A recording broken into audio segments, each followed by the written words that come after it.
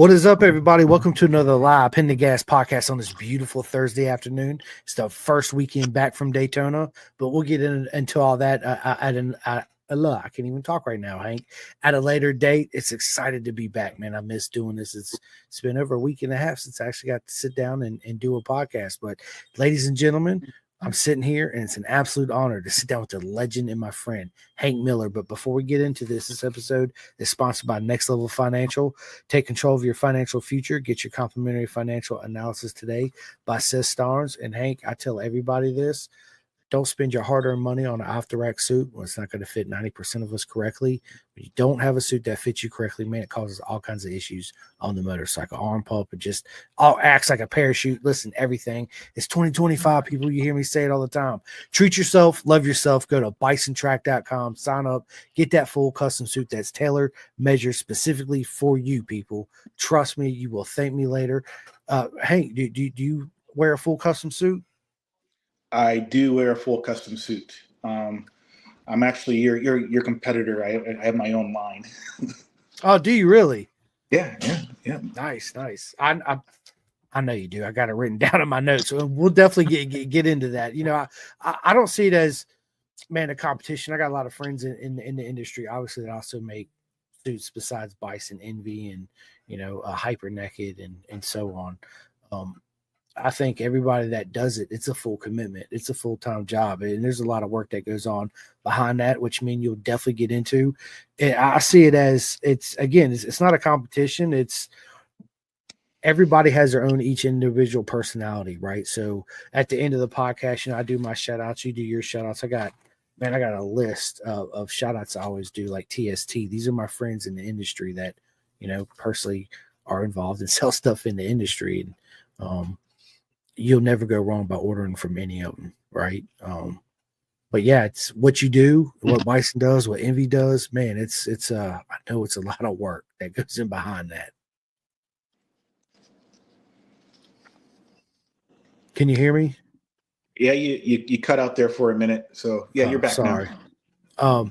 I was just gonna say, man, there's a lot of work that goes behind what you do, making full custom leathers for people, and it's a beautiful thing, right? It's another part of the sport. We need people like you in it to bring everybody those wonderful proper mega suits, as I always say. Yep. So mine was more towards kids. Of course, we race so many kids that they're going through two suits a year. So I have suits everywhere across the country with my kids' names because they're so easy to flip after the kids outgrow them. Help some young racer out there. So it's kind of cool. But yeah, get it. Not kind of cool, Hank. It's absolutely amazing what you do, man. It's back in the beginning, it was hardly anybody making kid suits, much less women's suit, right? And for people like you to step up in the game and focus on the youth of our sport, it's very important. Right. Well, I'm no lackey, man. He's rolling with his line. Whew. But what's crazy is I kind of got the niche of the kids or the bodybuilders, like the really big guys who big biceps and whatnot, and that's kind of where we stay. We kind of stay in our kitchen. I love it, man. I love it. So, hey, man, you got a beautiful story to tell, and I can't wait to get in it as everybody does, right? So let's start off with your journey into motorcycles, man. Where did it all begin with you? All right. So just a big shout out to all my friends, everybody that's on here. Take it easy on me. I know I'm often the little stir in everybody else's podcast, so I expect a return of the favor. But yeah, let's start from the beginning. So we came up in very modest means. My first motorcycle was actually Briggs and Stratton. We had like these little pull starts as little kids, and we'd no brakes, absolutely no brakes whatsoever. Blowing out a flip flop. That's how you used to blow out flip flops. You had to take your legs out there and push and stop, and somebody's got a tail trying to slow you down. So that's really how we really started riding, and it was just no helmets, no gloves. We're in tank tops and shorts, just having a good time, but all day. Everything was a track. Everything was a competition. It was just a good way to live out in the country. So, and then later on, Dad brought home a CT70 from a garage sale. Oh my gosh, that thing was indestructible, and it wasn't because we didn't try. I mean, I thought we even put oil in anything because we didn't even know. All we did was put gas and go. And that little the back wheel should have been a knobby, right? Nah, ours it was so worn down, it was like a slick. So I think that's what gave me my throttle control, my a little bit of corner speed, gave you a lot of little things as a kid kind of like translates into the bigger stuff later on. So my dad, he was really big into Moto Guzzi's. He's always wrenching it. I just remember him always being angry at it and kind of like staying away from him because it would never run. Don't want to get hit with a wrench, right? Yeah. Hey, I came from the generation of hold the flashlight. Yeah, right. Me too with my dad. He's always working on his car. He's like, hold the flashlight. I'm up there. I'm holding it. You're not holding it right. Grabs your hand. He's like, hold it right here. You're like, I'm trying, Dad. I'm trying. You're making me nervous, Pops. For all the frustrations, I just never understood why he liked those damn things because I just never seen it run too often. Yeah, they're still beautiful machines in their own right? Yeah, absolutely. Right. So, and then funny is he ended up getting a Kawasaki 900 something, and man, it was a sweet bike. I had my eyes on it, and I just knew when I turned 16 that thing's going to be mine. And then getting ready to turn 16. I think my dad had a little scare on it, and my sister was having some choir fundraiser. And he auctioned it off, man. In like the little speech, he's like, "Yeah, my son's about ready to turn 16. I need to get rid of it." I was like, "Oh man, you're like, Dad, what a stab in the heart!" No, yes, that was terrible. But I loved you, Dad. I loved you. Yes. And then to top it all off is we moved into town. And I was still ripping that 70, and Dad's like, "Hey, first time you bring home the cops, it's gone." And well, it was gone. Here comes the cops. Yeah, he sold that thing so fast. Oh my gosh! But after that, I was pretty well bikeless, all the way up into the military, and then. I ended up having a roommate. I was, I bounced around in the military. I think I went from New Jersey to Spain to California, California to Ohio. But when I was in California, my roommate, she had this little 250 Ninja, something like that. She never rode. I'm like, "Hey, can I ride it?" She's like, "Yeah." So here, and let me tell you, California, we're in the Mojave. Then you could ride up to the Big Bear, and then you could ride down. And all of a sudden, you're putting your toes into the Pacific Ocean. It was, and those guys out in California, those street guys, they were just balls fast, and maybe a little crazy too. And I tried to keep up with them, but I'd get blasted. Right? They should try out for the TT or the Northwest 200 for sure. But by the time I'd catch up to them, their helmets are off, they're smoking or whatnot. You're like, "Hey guys, what's going on?" Good times, right. So when you're in the military, you're not rich, you're not making much money, So had a good time, met some great people, and then of course, when I was in California, I should have got out when I was in Spain, but I stop lost. So finally, my time ended, and I just kind of missed home. So I went back to Ohio and got my really good paying job, and it was like, "Hey, I kind of have some money now. This is great." Something I didn't have this before. Is what this feels like, right? Yeah. It's like, "Hey, here's my insurance bill. I could pay it all at once. Sweet." But I was like a really big Honda fanboy, and the F4i was coming out, and the craze with the F4i was a fuel injection. And I was thinking, wow, I mean, just press the button. You don't have to worry about cleaning carbs. And I was sold. So I picked up the very first one in my dealer. I think it was Springfield, Ohio. We had a beautiful black gray scheme. God, I love that thing. So then that's probably when I started getting in trouble. So in Columbus, and we all go through it. I love squids. I don't care what anybody says about them. They have throttle control, their braking, their vision. I mean, phenomenal skill. You give me a squid versus someone who's trying to compensate for something at the track. That squid's going to get them every single time. I mean, so. Yeah, I did some stupid stuff. We had a little loop around Columbus, and we were giving it the beans at night. Yeah, it's sometimes the passengers, sometimes not. And we've all been there, man. Those were the days, right? Right. But what was it? So one of the stories was there was a huge lottery between like the 3 states, of Kentucky, Ohio, or something like that, and we just flew down to buy our lottery tickets, partied all night, came back, and all of a sudden started raining, and I was 5 miles from home. I think it was it 70, and car started hydroplaning right into me. Next thing, ground sky, and then I hit a concrete barrier. I kind of get knocked out a little bit. So that was a little scary moment of street riding. I kind of chilled out a little bit. Of course, my bike was kind of totaled. So at that time, 9/11 had just happened, and I was getting recruited by a company out of Long Island. And again, they made me a wonderful offer. My dad was so pissed. He's like, "You stupid idiot! You're gonna go all the way out there and look what they did to the." He was giving me the ride up and down. You're gonna crack the middle of it. So went to Long Island, got my bike fixed, and started getting in the scene.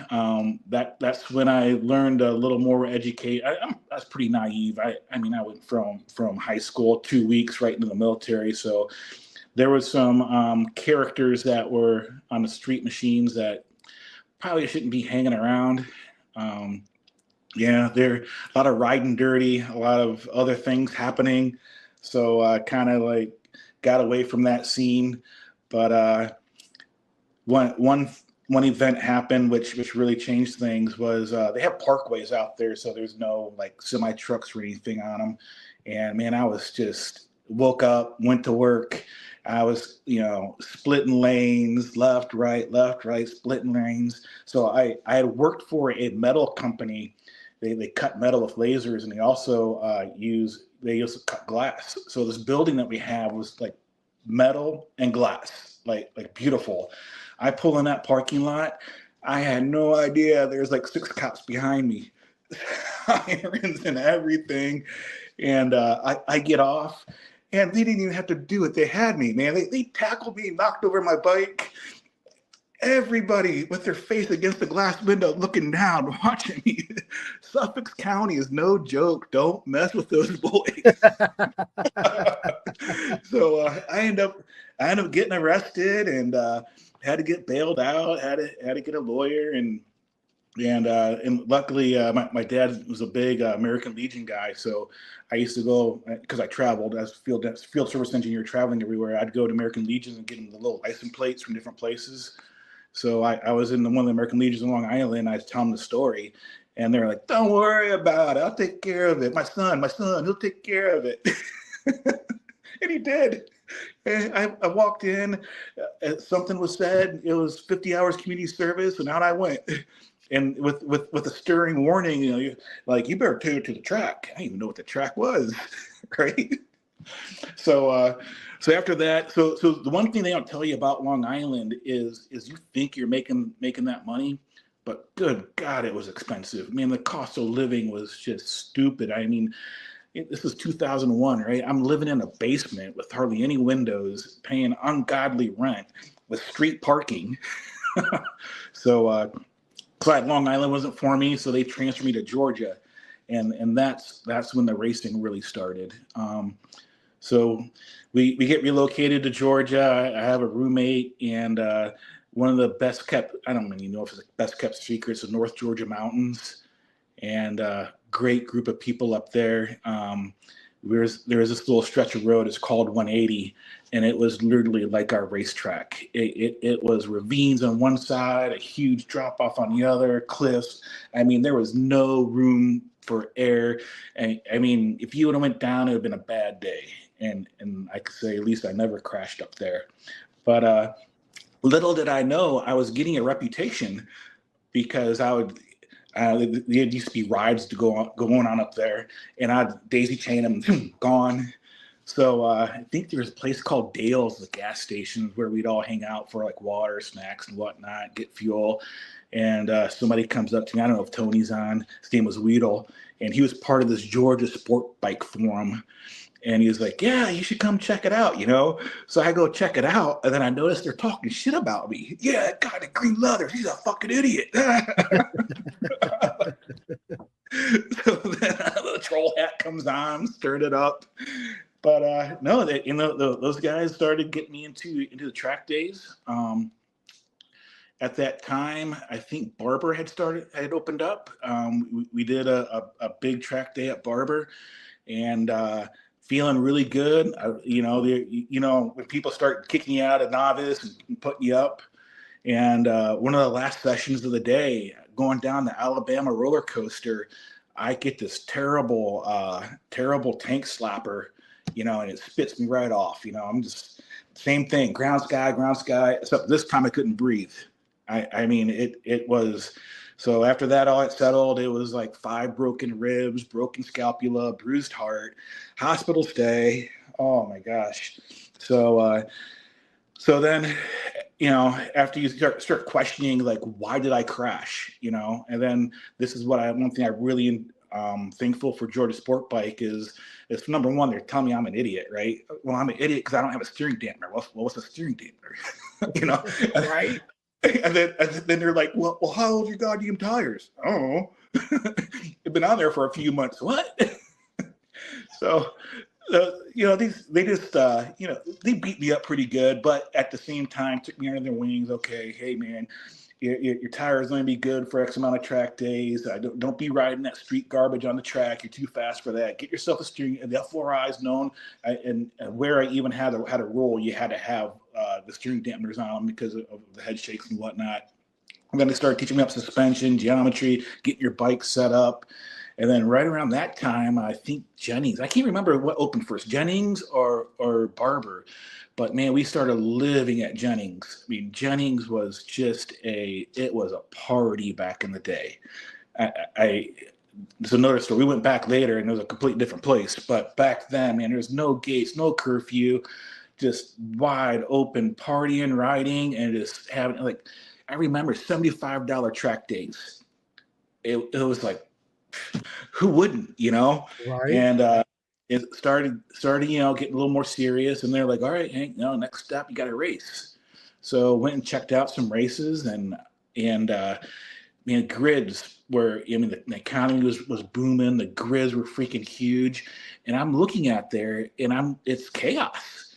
The race size, it was like the 600 super sport class. It was a freaking meat grinder, man. Bodies going down everywhere, bikes cartwheeling, just like they call it the meat wagon was out there all the time, right? And I'm like, I don't know, man. I got a job, and I travel all across the nation to do my work. If I can't do what I just did, that's gonna suck. So I really researched it, and they were like really hounding me to get into racing, and then I found endurance racing, and I was like, you know what? X amount of laps, X amount of dollars, X amount of time, get 3 or 4 guys, split this up. I mean, this is way more economical. And some other guys like, I don't know if you should endurance race, man. That's a lot of stress. You got to deal with personalities. You got to deal with the team. You got to do with pit stops. Got to do this. I was like, they couldn't tell me nothing. So I went in heads over heels. I think what was it? Marietta Motorsports. I think Huey was out there at the time. I walked in. I'm like, hey, I need to set up for what? Well, I'm an endurance race. And they look at me and they're like, well, what do you mean? Well, I'm going to run a team. What do I need? And their eyes kind of lit up and like, well, you need a dump can, you need a pit board, you need this, you need tire pressure. And they completely set me up, right? And then all of a sudden the price comes, and I'm like, and they look at me like, don't worry about it. They took off like 15%, hooked me up a little bit. And our first endurance race was at Jennings. Back when they used to allow racing. Jennings got weird. That's another story. So with very first race with Wera, I was relatively quick back then. Like a 24 at Jennings was good, right? Like the really fast guys, little Josh Heron, little 14-year-old whipping by doing 19s or whatnot. But now I heard they're down to 17s. I don't know where they're at now, but we put together a pretty good team, I thought, and went out there and track was dry and we were just rolling around. It was my stint, feeling good. All of a sudden the rain started coming down a little bit and my left grip just comes right off the freaking bar. Oh, shit. I'm like, what the heck? So I have to pit, right? My first time ever pitting in, and this is what the Wera boys are freaking wearing me out on this, but first time I pit in, got a little too fast, grabbed a little too much front brake. I'm on the ground. The bike sliding down pit lane. I'm sliding behind it. Meanwhile, the guy and the fuel guy, the guy's gonna relieve me in the fuel. They're just watching it go by. But no harm, no foul. Nothing was broke. I think something. I don't know, I think the bike ended up in somebody else's pit. There was no pit wall, so that was another issue at the time. Jennings didn't have a pit wall, so it was kind of dangerous already to begin with. And man, they razzed me for years about that. Like, apparently, you're in a very select group of people to ever crash in pit lane. I love it. I'm drinking a bourbon to that. Yeah, dude, I love it, dude. What a story so far. And we actually got a comment from Jamie. Jamie Daughtery, what is up, my man? He says, "What's up, Hank?" What's up, Jamie? He's actually my neighbor. He lives on the bougie side of town. He's over Roanoke, Fort Wayne. I'm over in the ghetto in Huntington. I love it. Well, thanks for joining us, Jamie. That's awesome. Yeah. So yeah, it was crazy. So the next year, I did another team. I think it was Matt Machika was there. Skip Salinas was on the team for a while. And we went from crashing to a GNF podium, third. Granted, some other people had some bad luck, but so did we.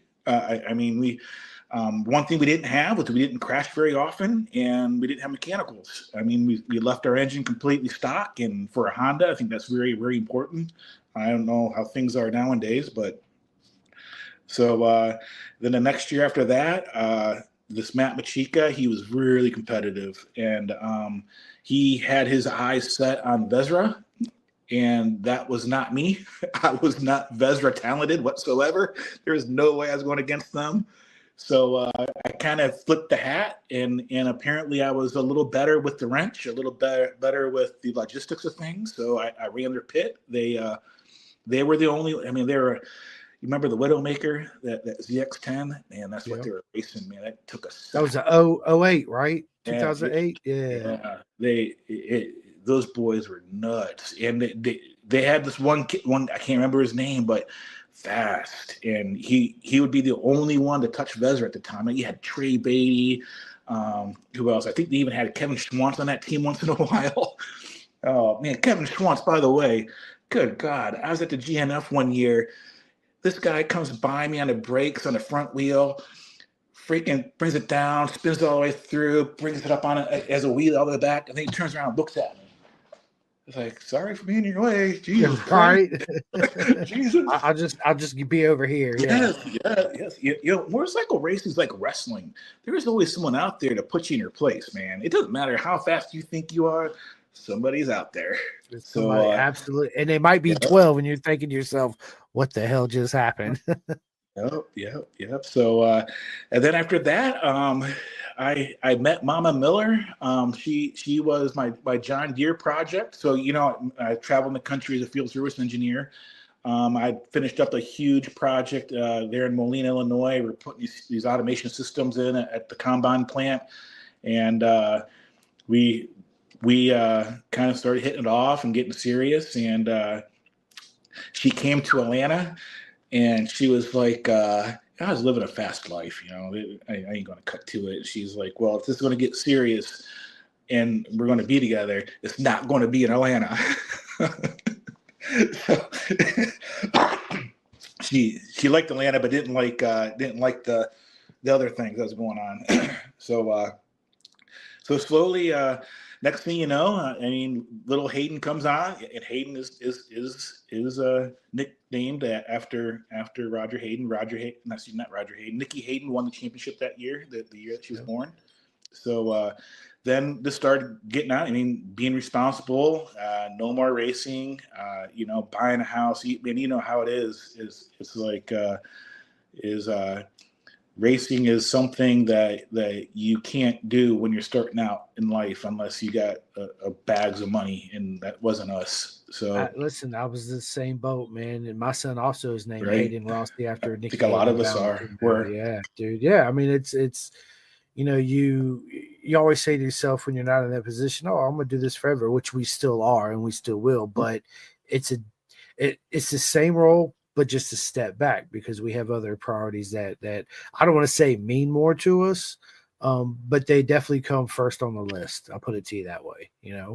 Right. You got to have the house and the mortgage and Yeah. make mama happy and get the kids what they want, and just life at home is very important. If you don't have a happy life at home, you're not going to be happy anywhere. So that's where it starts for sure.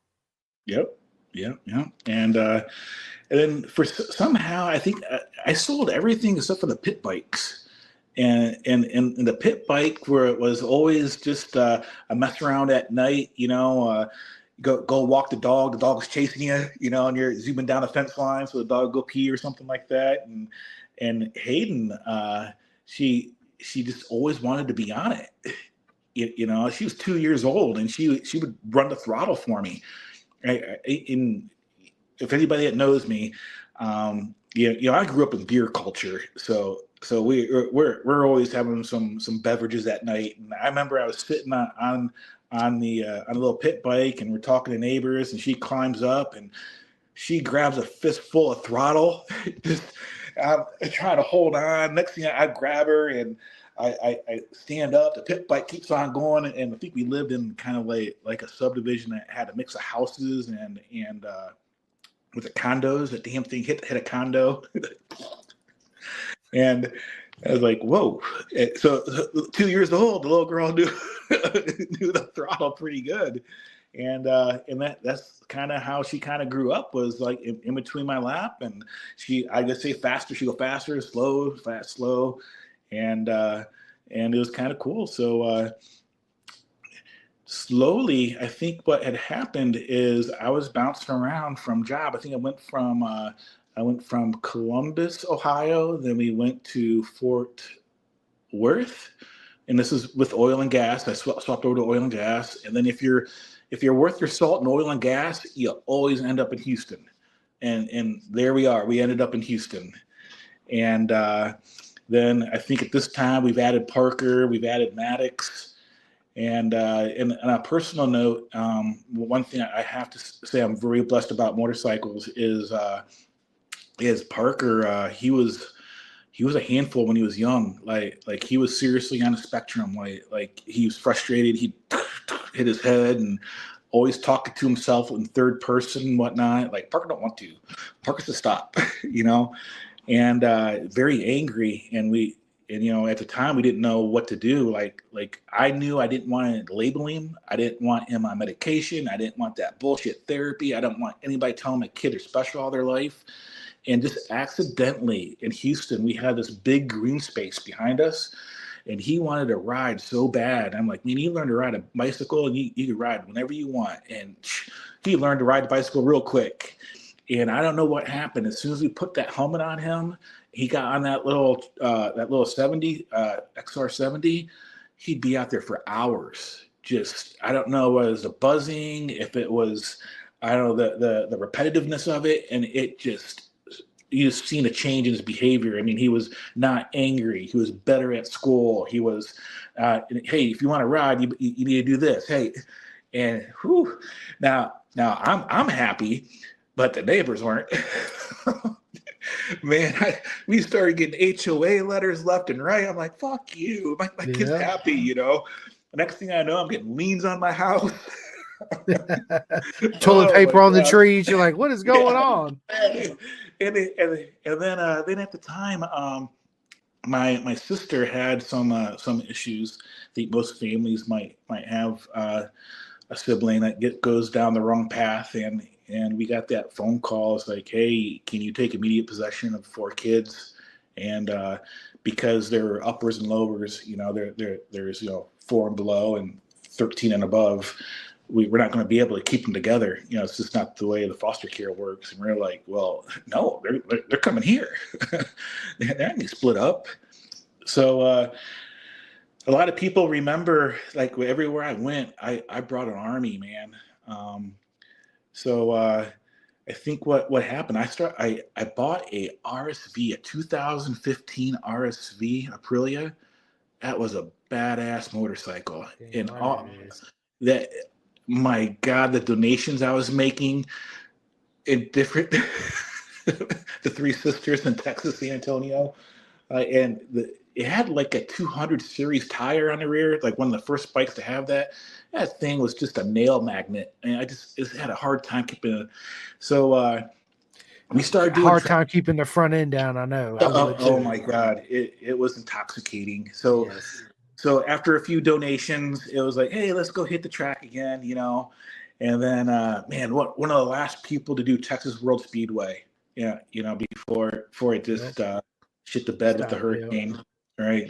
And I remember all the kids would come with me. They'd do the pop-ups. We'd have our coolers, they'd set up the pit. I mean, they were like totally into it. I think they're more into the crashes, but they were just loving it. And I remember I started getting that feeling again. When you start hitting a turn one, and you feel that front end kind of, you start, well, I feel it. But what really changed me was it was time to clean up. We were with like a Texas something group, and like I said, my kids are into it. They're breaking down the pop up. We're putting the bike up on a trailer. They're strapping it down. And I didn't even notice, but people like stopped and looked at it. I was like, "What? What happened? What's going on?" And they're like, "How do you get your kids to do that?" I was like, "Oh." So something just came over me. I'm like, you know what? The only person really enjoying this is myself. I have all these kids who truly love this, and I'm the only one. So I sold the bike, put our funds into, like, we had 2 XR70s. We put the 12-inch wheels on there, and we headed to TMGP. I think we ended up hooking up. Somehow we met Cody Kitchens in some type of bike night parking lot thing. Hayden's out there with her knobbies, try to catch him, and he's out there knee dragging, and we ended up in TMGP. And man, what such a great group of people. I mean, we came through, and yes, I'm going to name drop. We came through with Mikey Sanchez. We came through with Aiden Sneed, with Junior. There was Hayden out there. There was Parker. Now every GP series, they have like a niche. For them, it was a junior class, like 110cc. It was just if they had 110cc motard, that was a class there. And when this class came, like, everything stopped. Everybody would go to the fence line, and these kids would just be knocking the shit out of each other out there. Just far, it was so fun. I mean, just the development of and the best of all, I only lived like 6 miles away from it. So remember I told you how Parker was, and he's totally grown out of his issues, by the way. But we would spend like all day there during the summer. We have our lunch and whatnot. He would just lap after lap after lap. He had that place wired, man. So really, really happy with that TMG family. Everybody needs to go down there and experience that. I think at the time we were what, it was Denton, Katie. I think they end up adding Speed Sports, North Houston. That was pretty fun. But life moved on. My company had a plant that was underperforming in Arizona, and another opportunity. You raise that many kids.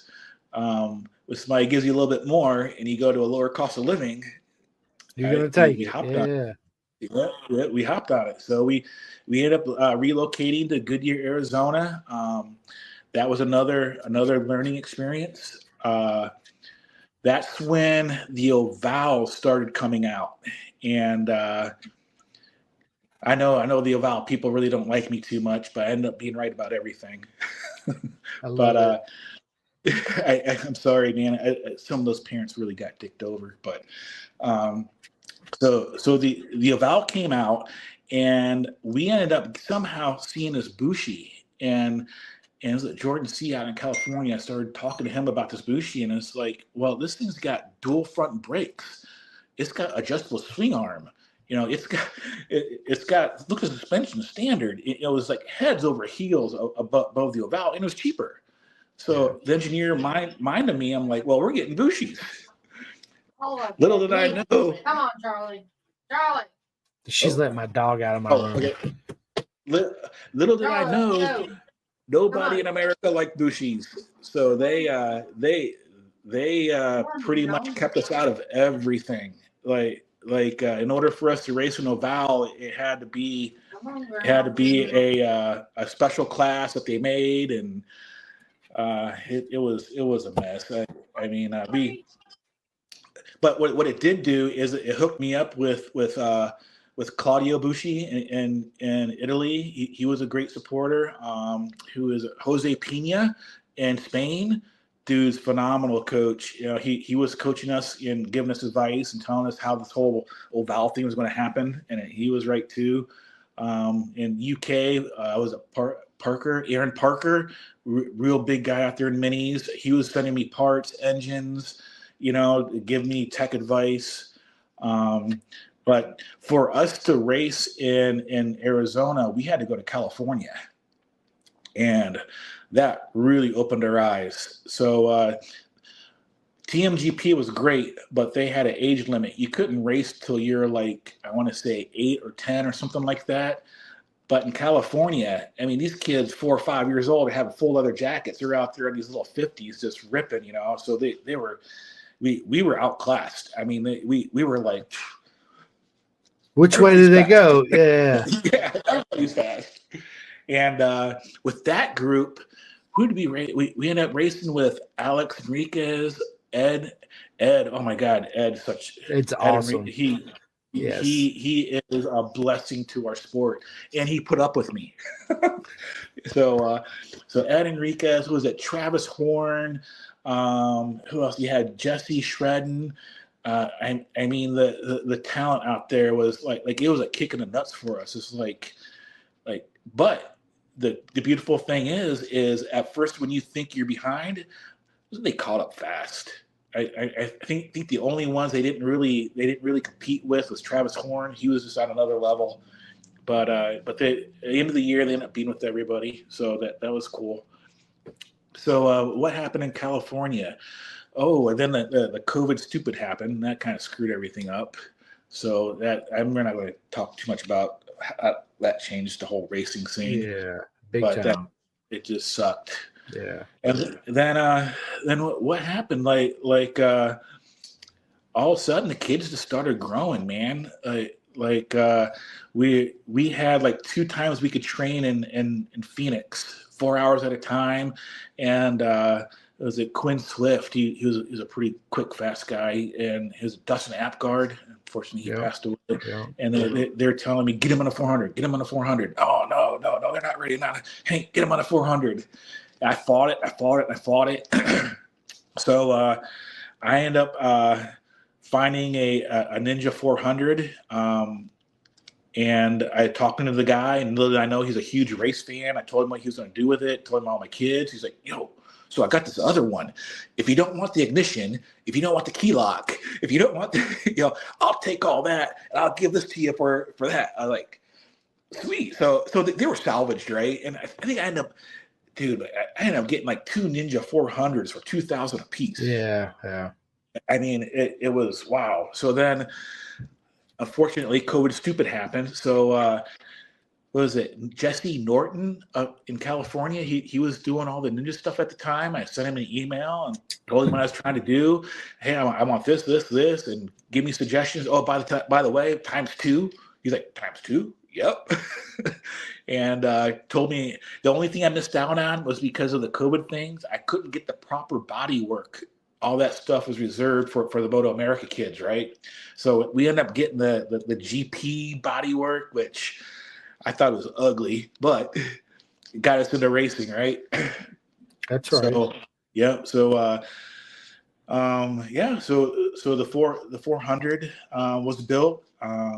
Who was it? We hooked up with Jason. Jason, he did Moto Rev. No, not Moto Rev. He did a Ducati shop, but he did track days at AMP, Arizona Motorsports Park, and they I talked him into it because they you know how it is when kids are underage and insurance and all that. Worked on it for like 6 months.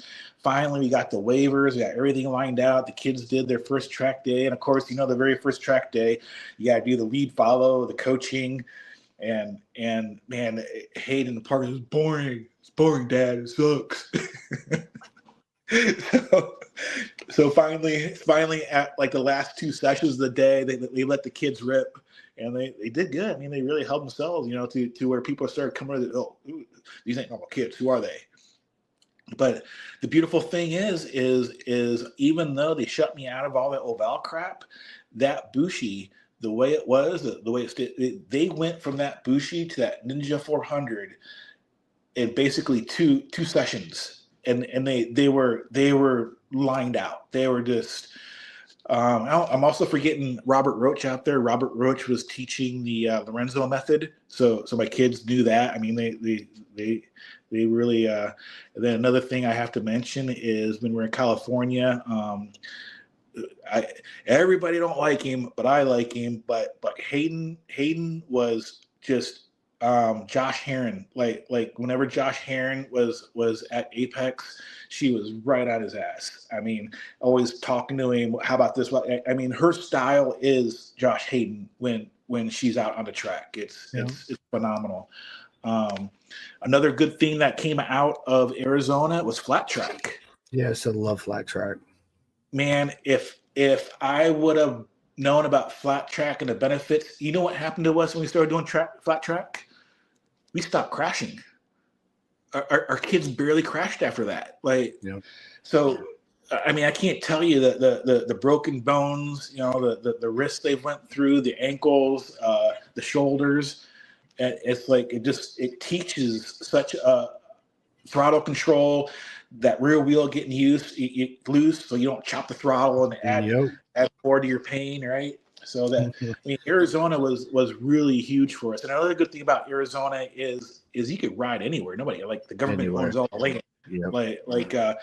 Like our subdivision, we had some little canals for the fields, and the kids would go out there and ride them. And oh my God, one evening I get a text, Dad, come quick. I'm like, and that was it. Jump in the truck, haul ass down this canal. Next thing I see a motorcycle being pulled out of the canal. Another kid sitting on the side with a bloody knee. He's like, oh my God. Hey. Yeah. Can you give me 1 second? My wife just texted me. I gotta go take care of my dog. Just give me 1 second. Hang on. No worries.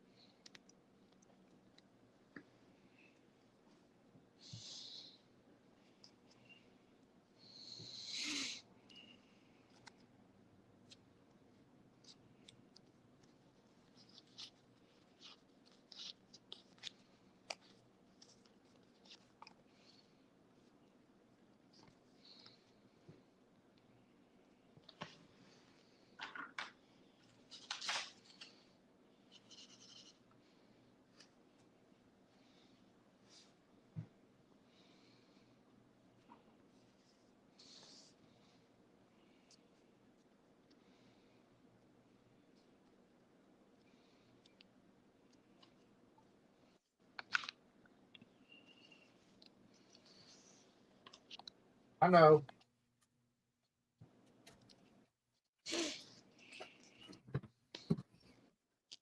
All right, man. Listen, I completely apologize. I'll edit this out, right? But we got a new puppy, right? And my other dog, she's like 13 years old. She's old and stubborn, and she's a daddy's girl, so she won't do nothing for nobody. Won't move. Won't do nothing until I go out there and handle her. So sorry again.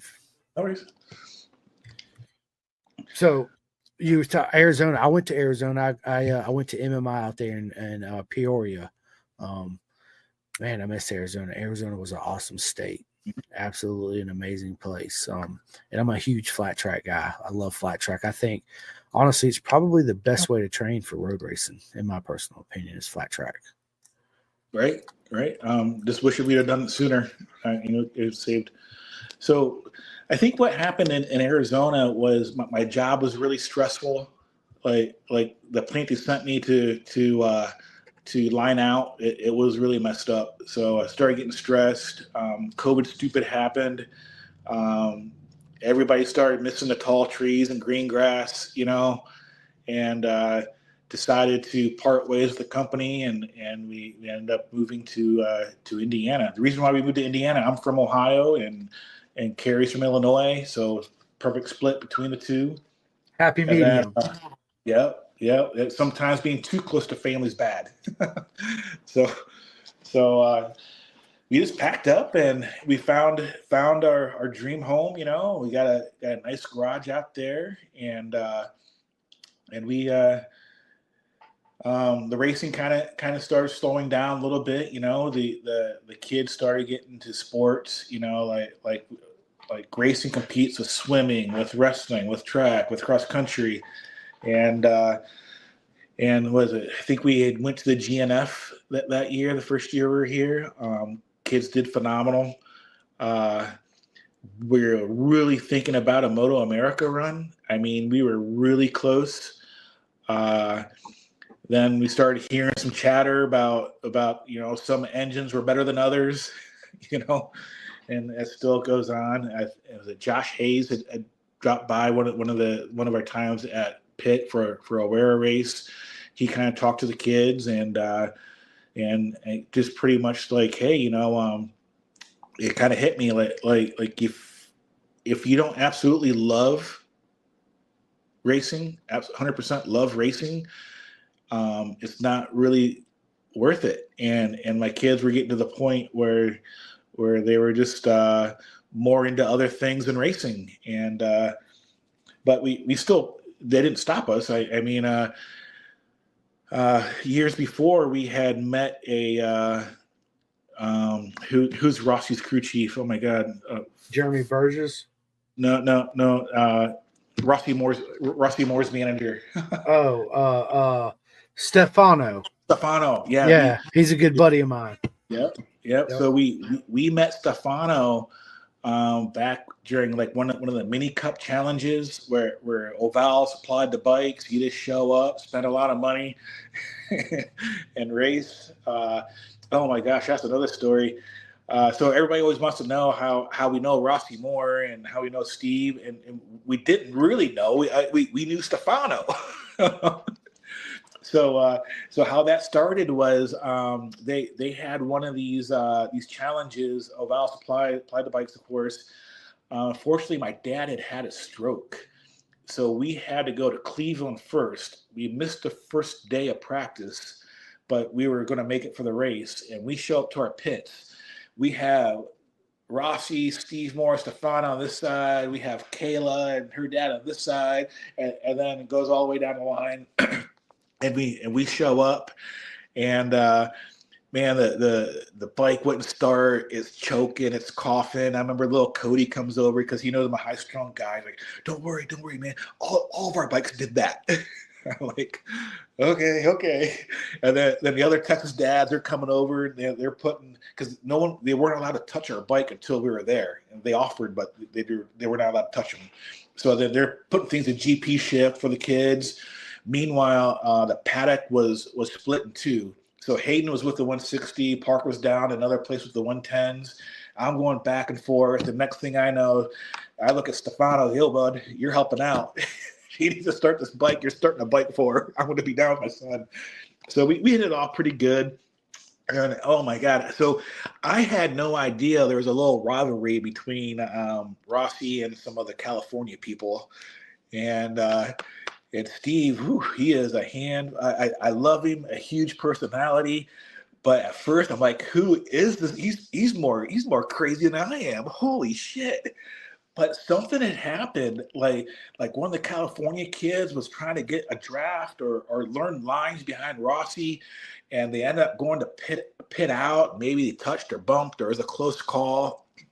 And I come walking back up to see how Hayden's doing. I hear Steve yelling at the one side. He's like, take that shit to Europe. They don't give a shit about you. Nobody cares about you.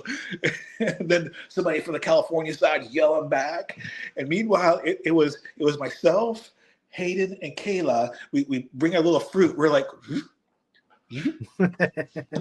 right. Eating popcorn, watching. Yeah, buddy. Oh man, so that's how we knew them. By the way, Rossi cleaned everybody else. I mean, he just cleaned everybody's clock. So, but I'm a huge fan of Rossi and his dad Steve. They're friends of mine too. They're proper mega people. I love them to death. Rossi gives the best hugs, people. By the way, and I say it all the time. Every time me and Rossi see each other, it's big hugs. He gives some of the best hugs out there for sure. Right. So let's get into that. So Stefano and myself, we've talked all these years, and I remember talking to Stefano. I'm like, hey, look, I'm in Indiana now. Moto America is the East Coast Series, and I think I was in the middle of some of the East Coast rounds and Brainerd and Road America and stuff like that. I'm like, hey, I have this room upstairs. It's like an Airbnb. It's your own space. If you guys need help out, it's no sense of going all the way to California, coming back a week later, just crash out. And I don't know if you remember, like the first couple of rounds in Moto America with that KTM, they had a fit with that bike. It was some heartbreak for them. So Steve calls and like, hey, do you mind if we crash out for a little bit? And I talked to Stefano, and it's like, hey man, why don't you guys just do a summer thing here? Let's just chill. And you guys need it. And when they came to us, man, they were defeated. They were broken.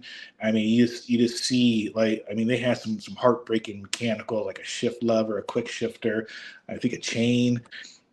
And I really am grateful for the experience, because I was pretty dumb and wrong about a lot of things that I thought. And Steve and Rossi had just lined me out. I mean, we were out in that garage for hours, just talking, going through the bike, making sure everything was perfect. And then you slowly start seeing that weight of stress off their shoulders, and then Rossi's being a kid again. He's out in the pool, he's on our scooters, Benny's chilling, Steve's chilling, and then it was time for some training. Oh my gosh. So we have this kart track called G&J, and we decided to take the kids and everybody out there. And Demario, I don't know if you know, Demario's pretty close to us, and Demario's hitting me up, hey, can I come? I'm like, well, hell yeah, you come.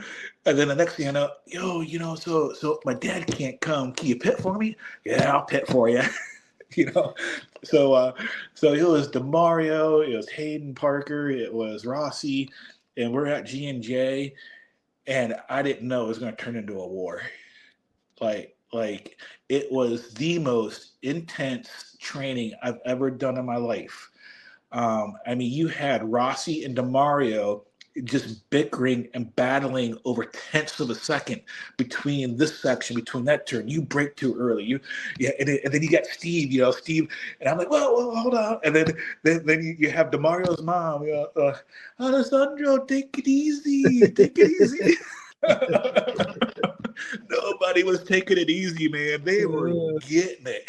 Meanwhile, like my kids are just in the fucking way. Right? They're like, what the fuck is going on, Dad? Yes. Oh my gosh. But I mean, something clicked. I mean, Rossi became confident with his bike. We started getting over the mechanicals and stupid whatever stuff that was going on, that the bike wasn't lined out. That's another story. But from that point, I just seen a turnaround, like the stress, his confidence, even Demario. I mean, he had some big steps. I think he had some confidence with the chassis on that 400 once in a while. But I will remember that day as just being a war, being a referee, being. And what's funny is so the California people, they know me. And once they heard that Steve was with us, I started getting the messages, because they know I'm wound tight. I'm pretty, and they're like, "Yo, Hank, so how's it going?" And it's like, "Yeah, you want to know how me and Steve are getting along, don't you?" So it was. I call it the summer of speed, and one thing that I realized is my kids don't have what Demario has. They don't have what Rossi have. My kids were club level. That's where they belong. That's they weren't going to do anything more than that. I remember Josh Hayes talked to me about the same thing. And then, I thought, if they don't want to do it, if they're not passionate about it, it's just not worth it. So we supported Rossi the rest of the season. Learned, oh my God, I learned so much. I mean, just the humble pie that I ate of just being, I'll be honest, ignorant about a lot of things. Yeah.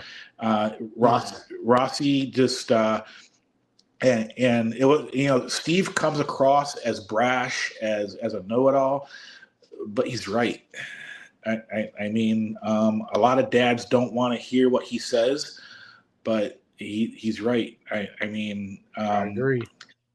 In my opinion, they're selling something to race dads that's so unattainable, and I have a lot of strong feelings that you know what, I don't think American kids belong in Europe. Let's keep our shit here. Let's be good at our own tracks. Let's be the best that we can be here. Let's race our 600s. They were trying to sell like the GP chassis is the only way to go. The dirt bike chassis is going to ruin your kids. They're going to create bad habits. What do you see in America right now? You see kids and even Moto America guys on motards on go-kart tracks, because that's the most track time they could get. That's the cheapest they could get, easier on tires, so. And that's what happened to us. We tried to abandon the little dirt bike, chassis. We did all GPs, and fell into the whole hook, line, sinker. And guess where we're at now? We're back on our dirt bike chassis, our motards. So I think there's a message out there that's not healthy for the sport. I think it's putting a lot of financial strain on a lot of people. And I don't think it's always fair to the kids. Like, I think a kid would have a lot more fun if they just stayed sensible more on the dirt bikes chassis and your road bikes. But that's another talk. No, I mean, listen, Hank. Yeah, I can't disagree with you at all, because I agree. I think us as Moto America, we need to stay production bike racing and focus on what we do best here in America, right? Which brings me to the point, man. Let me pick your brain for a second about what do you think about the whole Talent Cup situation versus the 400s? I think there's going to be some heartbreak. I came through with the KO Cup, failed. I came through with the Val stuff, failed. I came through with the North American Talent Cup, failed. And now you want even a more expensive bike and my phone's been blowing up about, their issues. And I truly want it to be a success. I truly do. I like if I didn't want the Val stuff to be successful, my kids wouldn't have been in it. Right. But I think it's going to be some financial challenges, some financial heartbreak. And I think my prediction is you're going to lose at least probably, I want to say the bottom six riders probably won't finish the season because of financial issues. My prediction. There's not a whole lot of my understanding, there's only 14, if I'm not mistaken, people in the Talent Cup so far. Have they released that? I haven't seen. I haven't Yeah, seen I don't. the list. I'm just going from he say she say, right? There's just a rumor going around. Obviously, a lot of my friends that was in Junior Cup last year is not doing the Talent Cup for that whole specific.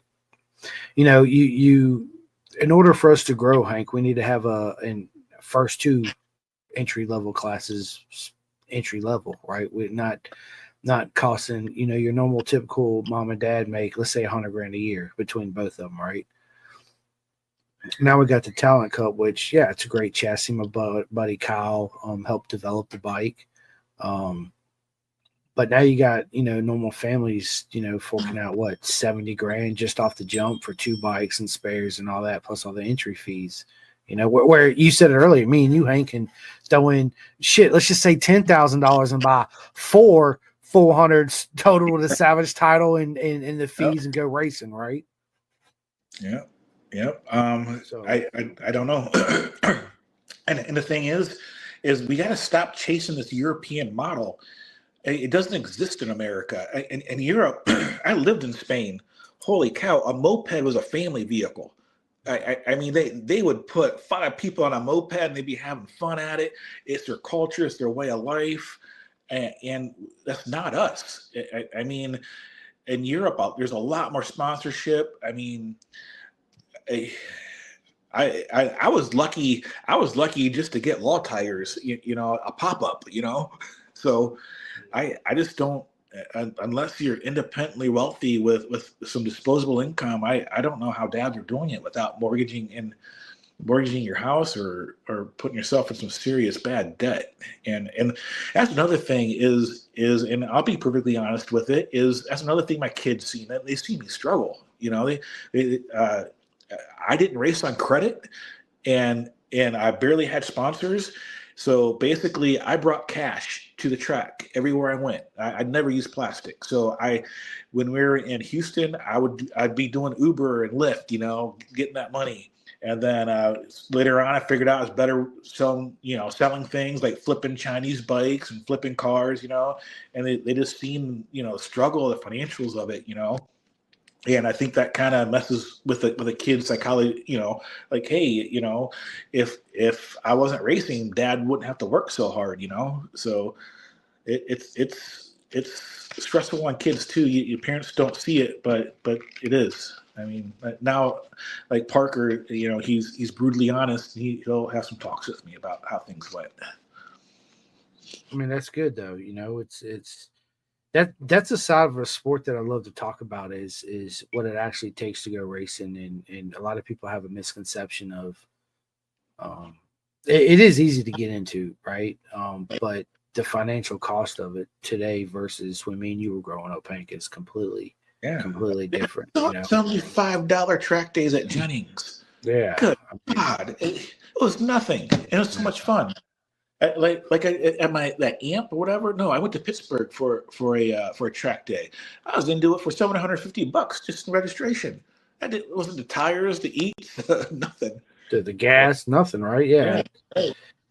Yeah, I would love to, unfortunately our sports just gotten more expensive. There's not a whole lot of outside sponsorships coming into it, Right.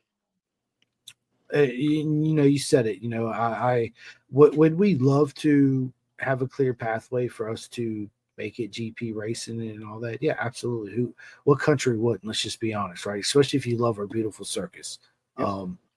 But in order to do that, we have to have a completely infrastructure based solely around that and that alone. That's, you don't see, there's very few people ever in the history of the sport to go from World Superbike to MotoGP and make it. But there's a lot of people go from MotoGP to World Supersport and make it, right? Production based racing is I don't want to say it's the easy path, but it's the bike with the most flex and the most stock feel at the gate, right? Where the GP chassis are. It's a completely different body position, the way of riding, the way you approach the bike, the way you sit on it, the way you do this. That's a whole nother topic, right? So Right. It's I again, who wouldn't? We'll want to see that. But you're right. I think America's we got the fucking baggers, bro. We got super hooligans, right? That's what we do. That's America racing right there. Let's be Indians, us. Harley, Right. this is us, right? Let's stay focused on that and grow it that way, and also make it feasible for your average income of mom and dads to get in the sport. It's just like Hank, I said this at the 200. I'm walking around my buddy Eddie K. A big shout out to Eddie, and walk through the paddock. We're having basically almost the same conversation. I was like, Eddie, think of it this way: if you took everybody in the paddock right now at Daytona 200, 25 years older and up, and you immediately pulled them off the grid right now, how many people do we got left? Those are the future of our sport. You know what I mean? There's not a whole lot of them out there. We need to reverse that trend. We need to make it where there's more young women and men and kids in there, replacing the Troy Heffross. Don't get me wrong, what a legend, right? We'd love to see him racing here. But my point being is, if you took out all the adults, so to speak, out of the sport right now off the grid, how many future do we have? How many kids are out there? Right. And good God, you got 45-year plus guys out there putting in the work and Putting in work. Holy shit! Right. Hey, I'm there. So to me, I don't know. I remember when I first got in the sport, there was no 45-year-olds beating kids in moto, and now it's normal. Right. Yeah, that's the, what am I, dude? I'm a big advocate for BTR, Build Train Race Road Infield. I think, God damn, dude, what a fucking awesome program they have. They got a program where they introduce, new some people that does have some track day experience, but they introduce them to the world of road racing. It's cheap to get into. They provide you the bike, the spares, everything, right? With not a whole lot of money out of pocket. It teaches you. I got the AirPod up. Yeah, no, go ahead. There it is.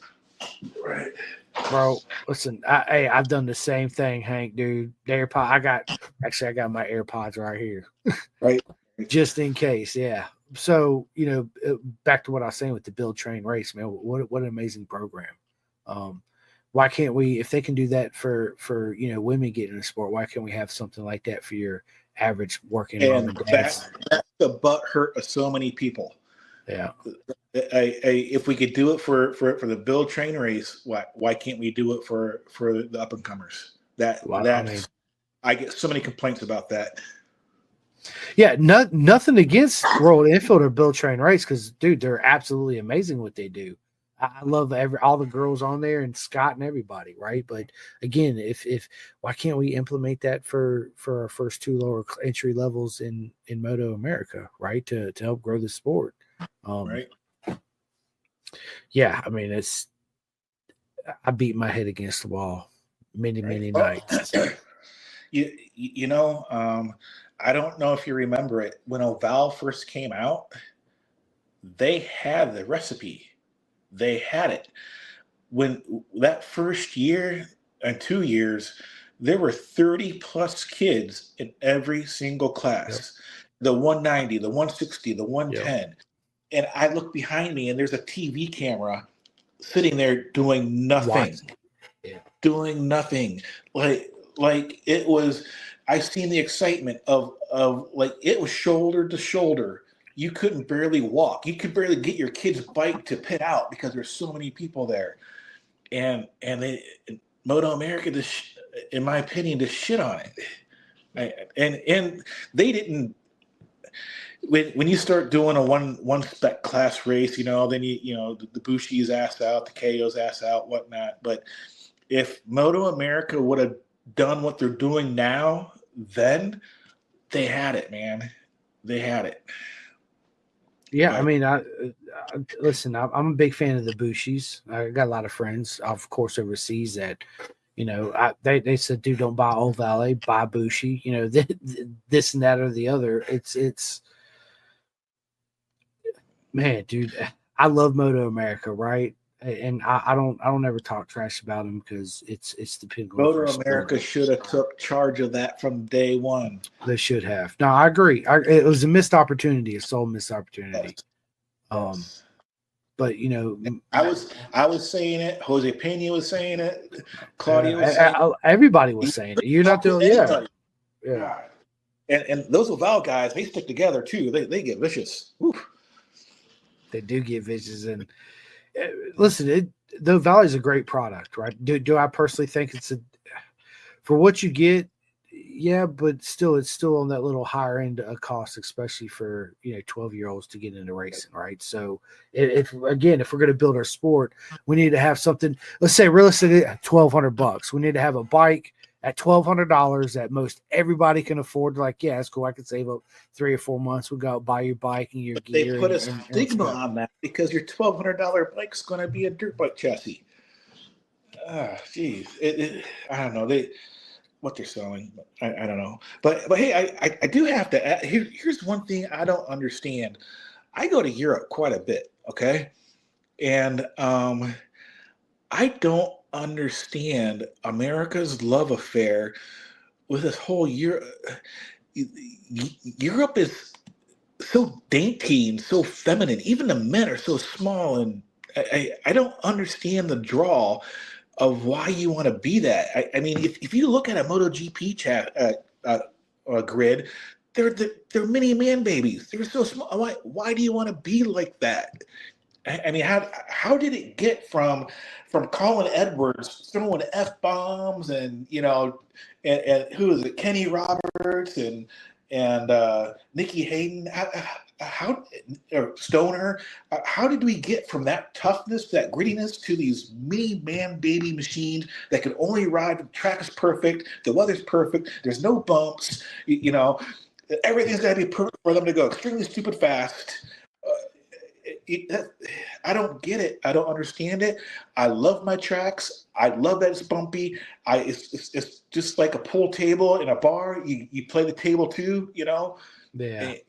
And I don't understand. It just blows my mind. I can't even watch GP anymore because it's just so feminine. Jesus. Yeah, I miss the old rivalries where people actually talk shit, and there was, on camera, they were, you're not going to do this and blah, blah, blah. That's we need that. But it would just destroy people's soul. Holy cow. Yeah, we don't have that now. Everybody's hugs and friends. I didn't even like Valentino. But I respect him. Yeah, I mean, I was a huge, Valentino Rossi fan for sure. To me, I don't want to say this. People always try to compare, Mick Doohan, Valentino Rossi, Kevin Schwantz, Eddie Lawson. You can't. It's a different era. It's a different time. The bikes, technologies, the tires. I mean, everything's just so far advanced. To me, what Valentino did above anybody else was, and I'm not talking nothing, taking away anything from any of them, because they're all gods of speed, straight up. Let's just be honest, right? We would kill to have a third of the talent that these guys have, or our women. He grew the sport in a way that he made it so popular around the world. Not only that, he grew up racing. He went from the 125s, 250s, 500s to the first 4 strokes, and then was still as fast as he's ever been throughout his whole career, but also had to change his riding style, his body position to accommodate for the arrows and all these electronics that are now it's like people are, it's an engineer F1 sport, they're like, oh, blah, blah, blah, blah, just do this and let the electronics sort itself out and get you on the track. I'm an old school fan. I believe in, blipping the throttle during the downshifts, right? To match the engine rev so your rear don't and all that. And as your tires wear, you're actually changing your body position, your riding style, and climbing all over the front, and dragging the rear brake. Now they don't do any of that hardly, right? They have this stupid thumb lever as they come out. They hit it, the bike lowers, and it's like, what are we doing here? Right? The whole aerodynamics. It's definitely different game to when it was when we were growing up. It's not us. We're just going to ruin hopes and ruin talent and run people out of the sport. Like have not seen so many people exit the sport so fast the last 3 years. And some fast kids too. Just dads are fed up. Just done. So, Think about how many Valentina Rossi's and Edwards and Stoners we've lost to the sport because of financial situations and how expensive things have gotten. Yeah, and so bringing us to right now, where we're sitting right now, Hank. So one question I want to ask you, and I think about all the time, is how can we right now, as we sit here speaking, progress the sport with what we have and make it cheaper and feasible for everybody else? Because we got to use the tools that we have right now, right? right. And try to utilize it in the best positive way we can to make it feasible for other people to come in. So what's your thoughts on that? This is going to be a widely unpopular opinion because so many people's got a shitload of money into it. Get out of the GP chassis. My kids stopped having fun as soon as we got into the GP chassis. It was no more fun, and the amount of wrench time, those little Chinese motors are ticking time bombs. If your piston hasn't met a valve, it's because you're slow. You haven't, you're not riding them where you need to be. But the amount of wrench time, it's great if you're winning, right? I guess. Yeah, but, but stay with what we know, man. I'm sorry, but the little CRF 50s, man, weapons, the little 110s, the 125s. And then you'll get there. We got to stop selling this GP Europe freaking dream. I mean, I don't see them as idols. I don't know. I just take them off the pedestals. Focus on us. But yeah, that's how it starts. CRF 50s, man. Scooter tires, they have the best time of your life on them, man. You get a little quicker. A 110, best time of your life. 125s. The 150Rs are kind of like ticking time bombs if you do certain things to them. But then the motards, and then if you want to get on a 600 later or an SV or whatnot. Oh, well, not really SVs anymore, but we had it. It's just it's the European model is just killing American road racing. So I went to the flat track race at Daytona, bro, at the track, and holy shit, dude. I was like, what a beautiful thing. I mean, it was everything that I hoped and dreamed it would be at a short track. I've never been to a real flat track event except for that one. And it Guys are crazy, aren't they? Bro, it was me and Eddie were sitting there with Cody and we're watching the start. So it was start and then it went turn 1 and turn 2, right? So obviously 4 corners. And these guys were coming down that second corner, and this one dude come through there. I think he was in third. Bro, like, I don't know what the hell he did. He hit, but both his tires ended up off the ground. He absolutely stayed in that throttle the whole time. And when it hit, he literally came this close to the wall to just like death. And I seen it and I was like, oh no. And he stayed in it. And I was like, now these are and how close and tight they are to each other. God's speed right there. It's insane. Like a spinning rear tire is that close to your knee or to your foot. It's on you. Holy cow. It was one of the most beautiful things I've ever seen, right? It was absolutely, and flat track is something that's, feasible to get into. You can actually make some money doing flat tracking. And again, there's no better training for the sport, I think, with road racing than flat track, or the other flip side of it is endurance racing. And you said that earlier, right? It's the best bang for the buck.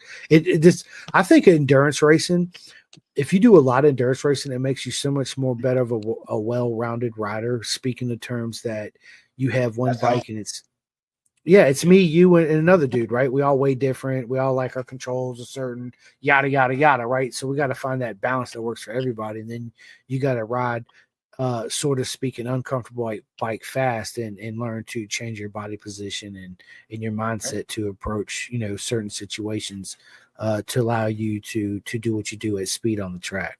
That's exactly how DeMario got quick. And he Dude, lives in an area with no he's a tracks, no legend. nothing, but he's 4 hours from everywhere.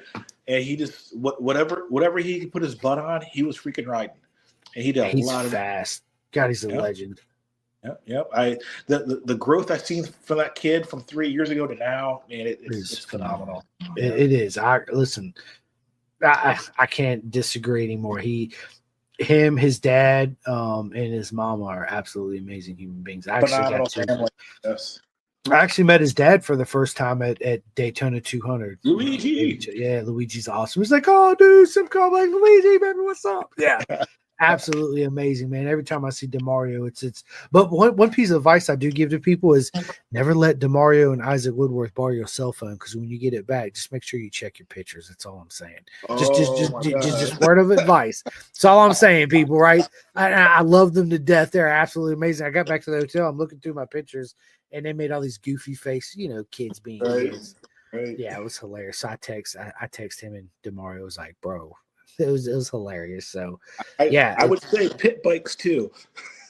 Listen, Hank, I'm a huge. Back if my pit bike was missing something. It was missing a piece. Right. I think smaller bikes is the best way to train, even for adults. I'm a huge fan of. Everybody's got this misconception, and people you hear me talk about all the time, right? Like it's hard for us men to set our ego aside. We got to have the biggest, baddest R1, V4R, BMW. Yeah, listen, if you really want to learn how to ride, you really want to learn a craft, dude, buy 300. Learn how to. Don't buy a bone stock 300. Of course, you do your rear sets and your clip-ons to make it fit you, right? Don't worry about suspension. Go out there and learn how to ride the bike. Once you start riding the stock suspension, then move up to an aftermarket suspension, right? You don't need the $6,000 exhaust. Spend that money on proper coaching. Get that proper coaching. Do those track days. Get the 300, right? Trust me. A lot of my friends, I say this too. They look at me, Hank, like I'm fucking just speaking Greek, dude. I'm like, listen. You think you're so fast, right? You think you outgrow 300? Get a 300. We'll go down here to the local track day event where the real guys and girls race at 300s, and we'll see how fast you outgrow this 300. It's and you can also race for a full season on 300 fairly cheap, and it's feasible for a lot of people to do. I can't stress that enough. I'm a huge fan of that. It's me and you sitting here talking about, going on here and riding a little Grom. They're like, what the hell are you going to learn from racing a little Grom or a little 50 or a CRF 100? Dude, it teaches you so much feel of what the front tire is doing, what the rear tire is doing. It'd be the first time I ever brought the brake lever all the way back to the throttle stop. Was like, am I going to make this? And I made it, right? I'm like, holy shit, I can do that. That taught me, how much brake pressure I can actually physically use versus what your brain's telling you, oh shit, stop. And you're just like, no, I'm going to keep going, breaking that barrier. It's easier to do on a smaller bike. It's a lot funner. The old saying goes, racing a fast bike slow and a slow bike fast, right? It's a big difference. I can't stress enough. That's why I would love to see, again, Moto America have entry level classes that are feasible for average parents to get into. Even the 400s, they let that class get out of hand. I'm just speaking the truth. They did straight up, just like the twins class. They let the twins. Now it's a full fledged fucking, Formula Extreme class of the 600s back in the day, man. It's a money class. Yeah, I mean, it's like, what are we doing? I get it. Yeah. It's almost like we're looking in the same thing. Watch. It's almost, Hank, like they're pushing out the average mom and dads, and only the high rollers with the money can come and line up on the grid. I don't know if that's their business model. I mean, I guess Moto America has this illusion of huge RVs and huge race trailers and kind of the European model. But I don't know. We could do that, Hank. Go ahead. Go ahead. No, you go ahead. Sorry, you go. Oh, I just think that's what Moto America's chasing is the big image, the big things. And remember, a kid showed up a couple of years ago to Junior Cup with a minivan. All he had was a minivan. And a dream. Yeah, Yep. a minivan and a dream, that and that should be A feasible. few kids showed up like that. So what we also really need, Frank, is the full factories back on the grid. That'll help boost it up too, right? We need to bring the full factory Kawasaki team, the full Honda team, Suzuki. M4 is the factory Suzuki team right now, but we need to have, man, I tell people this, man, bring the cigarette sponsors back. You know how much money there was in the paddock, and my question is too, like, how is club racing paying out more than Moto America? That just blows my mind. Like, how is club racing events paying out more than our Moto America event pays out? What's the benefit? Why do me and Hank want to show up and spend $100,000 a year with a minimum of, we might make a return of $5,000 maybe out of the whole year if we play our cards right? If that, I mean, let's just be honest, right? I'm not knocking Moto America, man. I love Moto America, right? I want to see it grow. It's just my personal ideas and opinions, right? Whether people agree with me or not, it's fine. But this is why I love having these conversations. You know what I'm saying? Because we all want the same thing, Hank. I think we're losing our focus sometimes. If you want to trigger a bunch of track day riders or club level riders or even some people on the MA grid, and just say the simple thing: if you can't win a mini GP race on anything, you don't belong here. Say that, and then challenge them to go to a mini GP track and see what you got. I'm a huge advocate for SFL Mini GP. I'm good friends with Michael Carrera and all of them. I think them in Jersey and other mini GP classes around America is that's where our future legends of the sport. That's where a lot of all our kids are on the grid right now. We got DeMario, Posh. Listen, it goes on. Avery Dreyer, Isaac Woodworth. That's where they all come from, is SFL Mini GP or Jersey or out there where you guys are. So and the thing is, the adults need to get involved, because you know what my kids used to look forward to was beating a big. I mean that was their thing, and okay, you might be getting beat by a little kid, but you're making a little racer out there, you made somebody's day. Right? No, 100. Listen, I agree, dude. I absolutely 110%. And if I didn't, I'd tell you, like, no, I don't agree with that. This is how I see it, right? But, dude, I can't say that at all, because I'm with you. I'm me and you. We're on the same bus. We're in the same driver's seat. You kicking it, right? With two steering wheels going the same direction. I'm with you, 100%, Hank. Jamie, I want to get back to a couple of these comments real quick. Jamie says, "Bourbon on me tomorrow." Where's my bourbon at, Jamie? Look, he's like, yeah, let's go. There you go. Right. I got me a little margarita right here in a can. So yeah. But and then my father-in-law, Jeff Worley, my wife's dad, he says, "Hey buddy, what's up, Jeff? How you doing, buddy?" Brandy Miller, what is up with the What's up, Brandy? What is up, Brandy? Thanks for tuning in. William Cal, that's your cousin? Yeah, Brandy. I love it. Thank you, Brandy, for watching. William Kawasaki said you should come to an ice race. I would love to go to an ice race. Crazy. And they put shit in their tires, like studs and whatnot. Yeah. So my buddy just did that. Eddie K. Was it earlier this year? Late last year in the wintertime, he went out there and did his first ice race. He said one lap was 7 miles. I was like, holy shit, dude. Like that's TTS right there, right? And then we got Jason. What is up, Jason? Jason DeAndre says, my man, Hank Miller, dude. I got a lot of friends in South Africa. Thank you for tuning in and joining in. That's awesome. He lives in New Zealand now.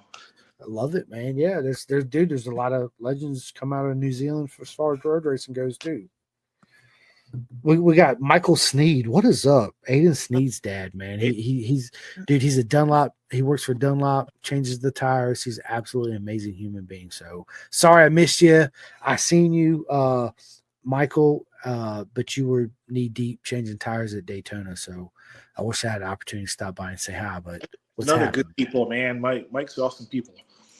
He is absolutely, man. Hank, and that's why, I not only do I go after, the road racers and in the future legends of the sport and the legends that's already made it. I love to go after their dads too as well, right? Like, and the people that change the Dunlop tires and the people that the data engineers, because everybody's got a beautiful story to tell that makes up a whole beautiful circus, right? And without Michael there changing the tires, guess what? We're not going racing, right? We need to have them there, so they're every bit as important as Jake Gagne is, as everybody else in the paddock. So,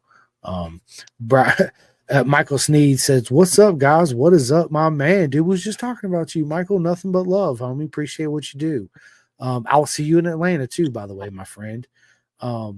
Brian Mullen says, "Hey guys, what is up, Brian?" Tuna. Yeah, dude, Tuna's absolutely amazing. I had so much fun on our podcast, and I can't wait for that part Yeah, too. He's that guy invited us to Jennings and let my kid beat up on his 650, not even knowing him. My kid's out there riding his SVs. Like, that's Hank. I call it our beautiful circus, but when I first started doing the podcast, I used to call you by my guests, but you guys aren't my guests. You guys are my family, right? Because it's part of the circus. You meet people within this beautiful paddock and this beautiful circus that are immediately friends, right? Saying that me and you, Hank, we show up at a club race. Hey, I need a 44 rear sprocket. I don't have one. You have one I can borrow? Yeah, sure. Here you go. And then I go out there and I kick your butt. You come back and you say, "Bro, what a race. We had so much fun. What a battle." Blah, blah, blah, blah, blah. Right? It's what we're happy for each other. Get this. At a pit race round, my daughter blew her clutch. Blake Davis's dad came over, Mike, and changed it for us. Yep. Using Monk's clutch, and I was like, sweet. And I just love the sport. I mean, it's given back to me so much. And hey, so I don't know how much time we have. The one thing I also want to I hope some race dads are listening to me, and hopefully they'll rewatch this. If you're thinking about jumping into Moto America, shadow a team before you do. Go make them sandwiches. Go buy them a tire. Go make their life. Hold a pit board for them. Go to a round and do everything you can to make their life easier. And see how much it costs you. And then after you're done with all that, and then reevaluate: is that really what you really want to do? And that's what Rossi Moore really taught me of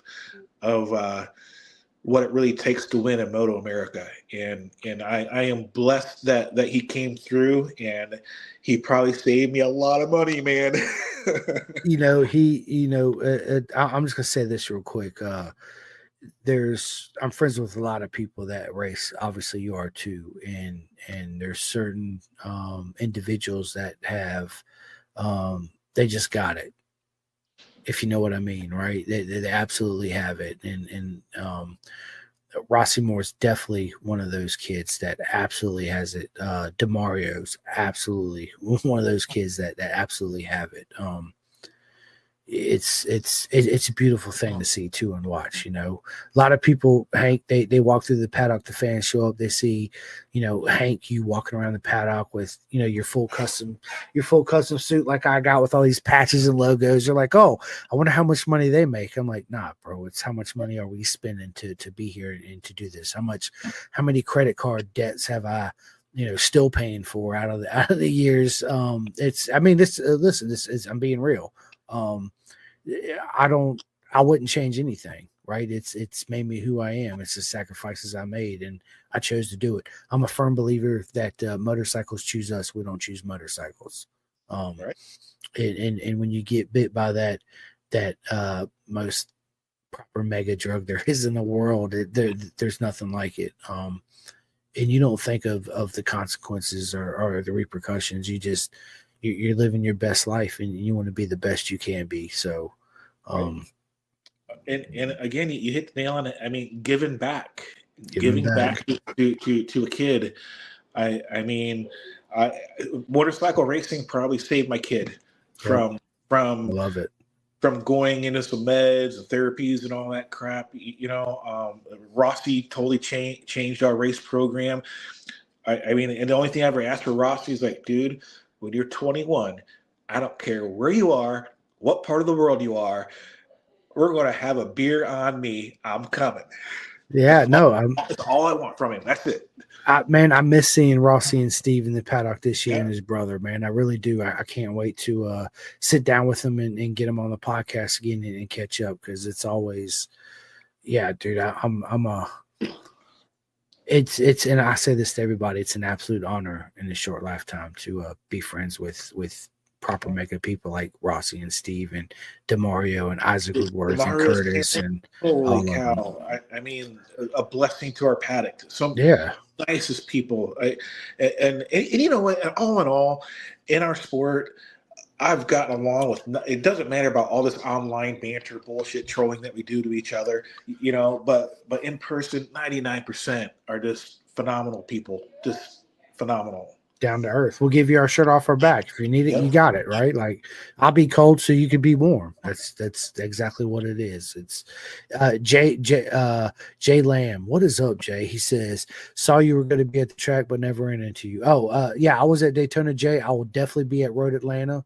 I'll actually post my phone number up like I do all the time. I have no problem with everybody reaching out and calling me and talking to me and setting up podcasts, right? And I love meeting everybody at the track. So I just messed up my phone number. So I'm posting my phone number now, Jay. Take a picture, write it down, shoot me a message on Facebook Messenger. There it is in the comments. Hit me up, man. It'd be an absolute honor to meet you in Atlanta. So Jay, one thing we did not talk about is your leathers. We're an hour and 40 minutes into this almost. So tell us how you got into the whole leather business thing. Okay, so at one time I was racing 5 kids at once, and 2 suits per kid per year. It got a little crazy. And I had a contact, and I don't care what anybody says, your leathers are made in Pakistan. Unless you're paying $5,000 for your leathers in Italy, it's made in Pakistan. So let's get over that little stigma. I think even Bison's leathers are made in Pakistan. But I made a really good business connect, and we got along. Oh, he drove me nuts. It's some stressful things, because when you try to ship out of Pakistan, depending on the political climate, it could be nerve-wracking. So pretty much in the beginning, I just focused on the kids. We did the boots. I was like the only one in America at the time that they were doing the small boots. Unfortunately, they were low quality, but I'd tell the parents, hey, they'll probably grow out of them before they break them. Just be upfront.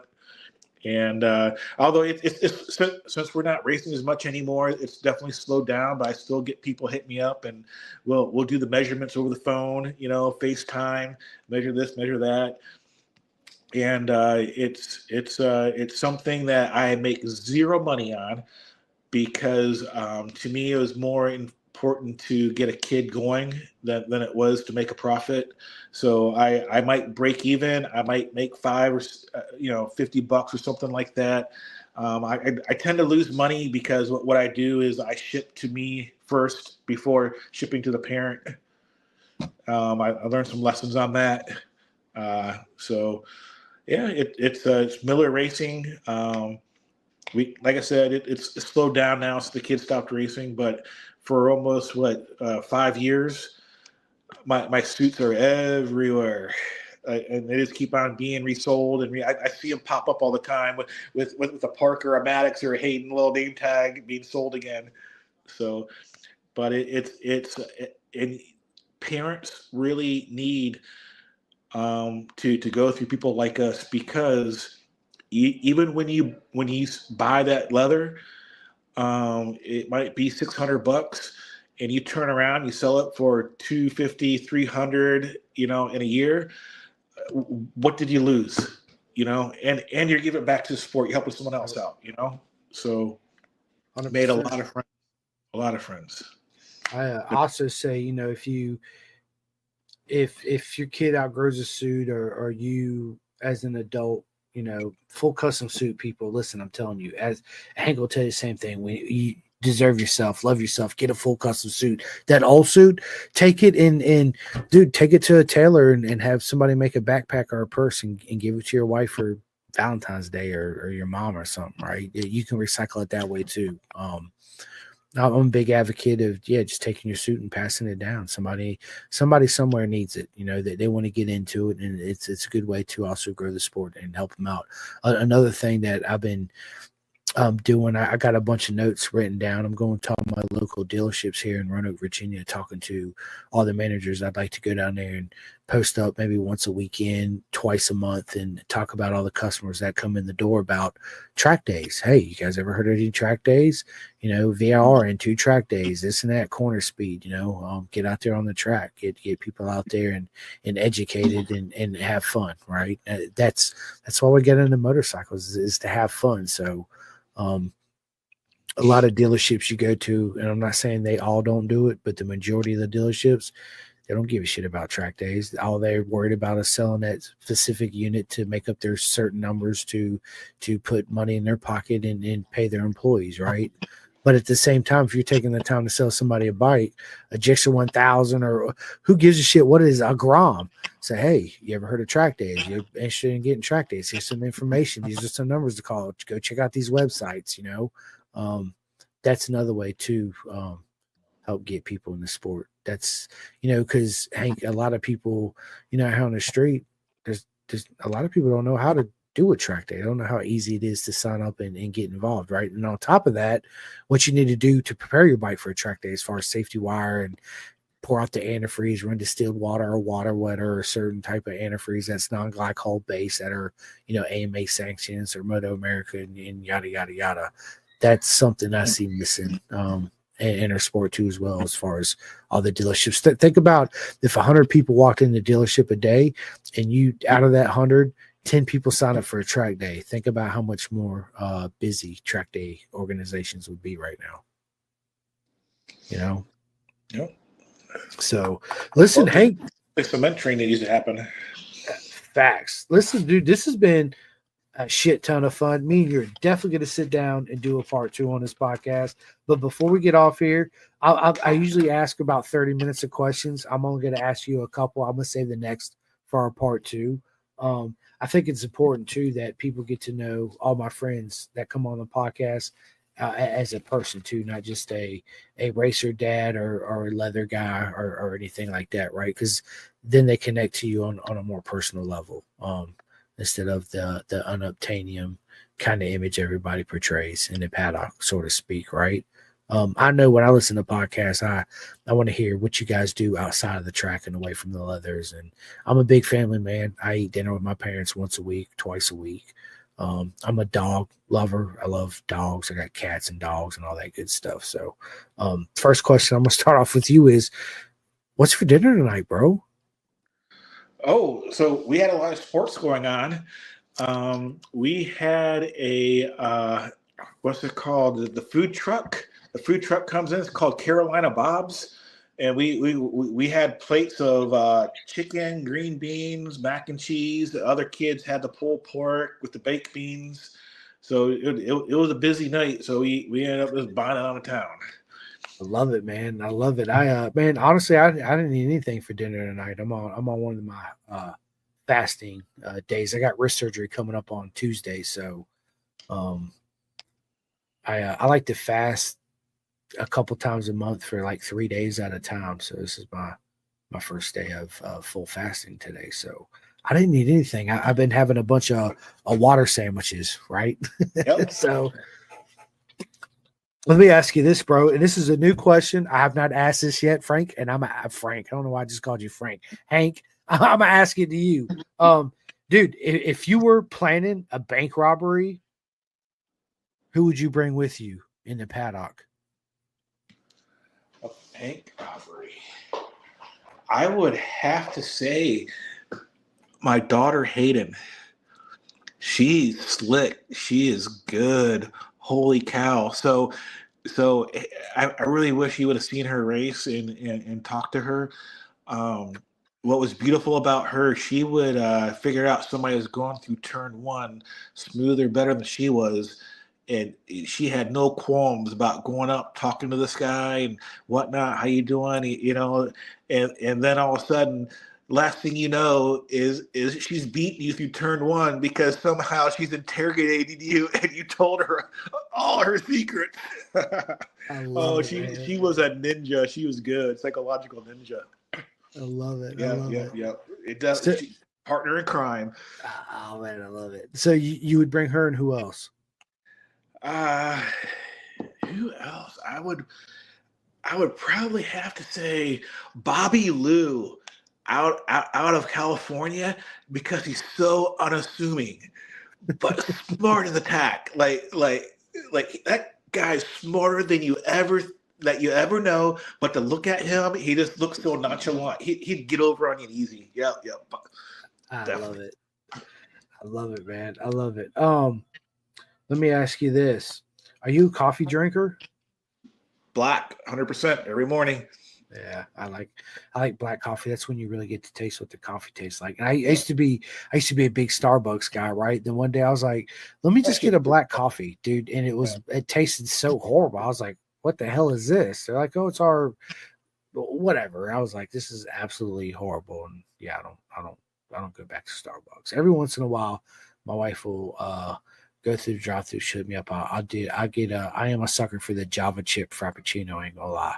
So she'll bring me one of those homes every day, which is pure sugar. So I drink it, and I'm like, let's go. Yeah, um, hilarious.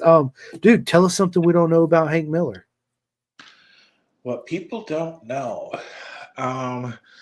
What people don't know is I'm actually adopted. Like I am not a Miller. I'm actually a birthright a Cologne, a Colon. So yeah, a lot of people didn't know that. I They just thought I was the whitest Puerto Rican they ever seen. right? They're like, what? Wait, what? Yeah. I never met the biological person I came from. Neither my dad that adopted me when I was 4. He married my mom when I was 4, and that's my name used to be Christopher Adams. His name is John Kenneth Simcoe, so my name's Christopher John Simcoe. He gave me his first and his last name. So yeah, that's something people don't know about me neither. So thank you for sharing. Yeah, it's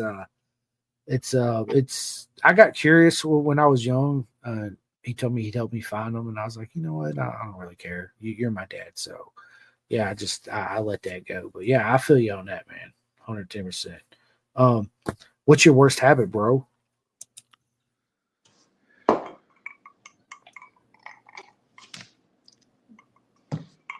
Good old beverage. I love my beer. I love my bourbon, man. I don't know. Hey, y'all own it. I'm probably the highest functioning alcoholic you'll ever meet in your life. I will 100% own it. But you know what? I don't know what happened. I grew up with high functioning alcoholics, and we used to make the world go around. I don't know how we became so correct. We're no fun anymore. I got a bunch of alcoholics in my family too as well.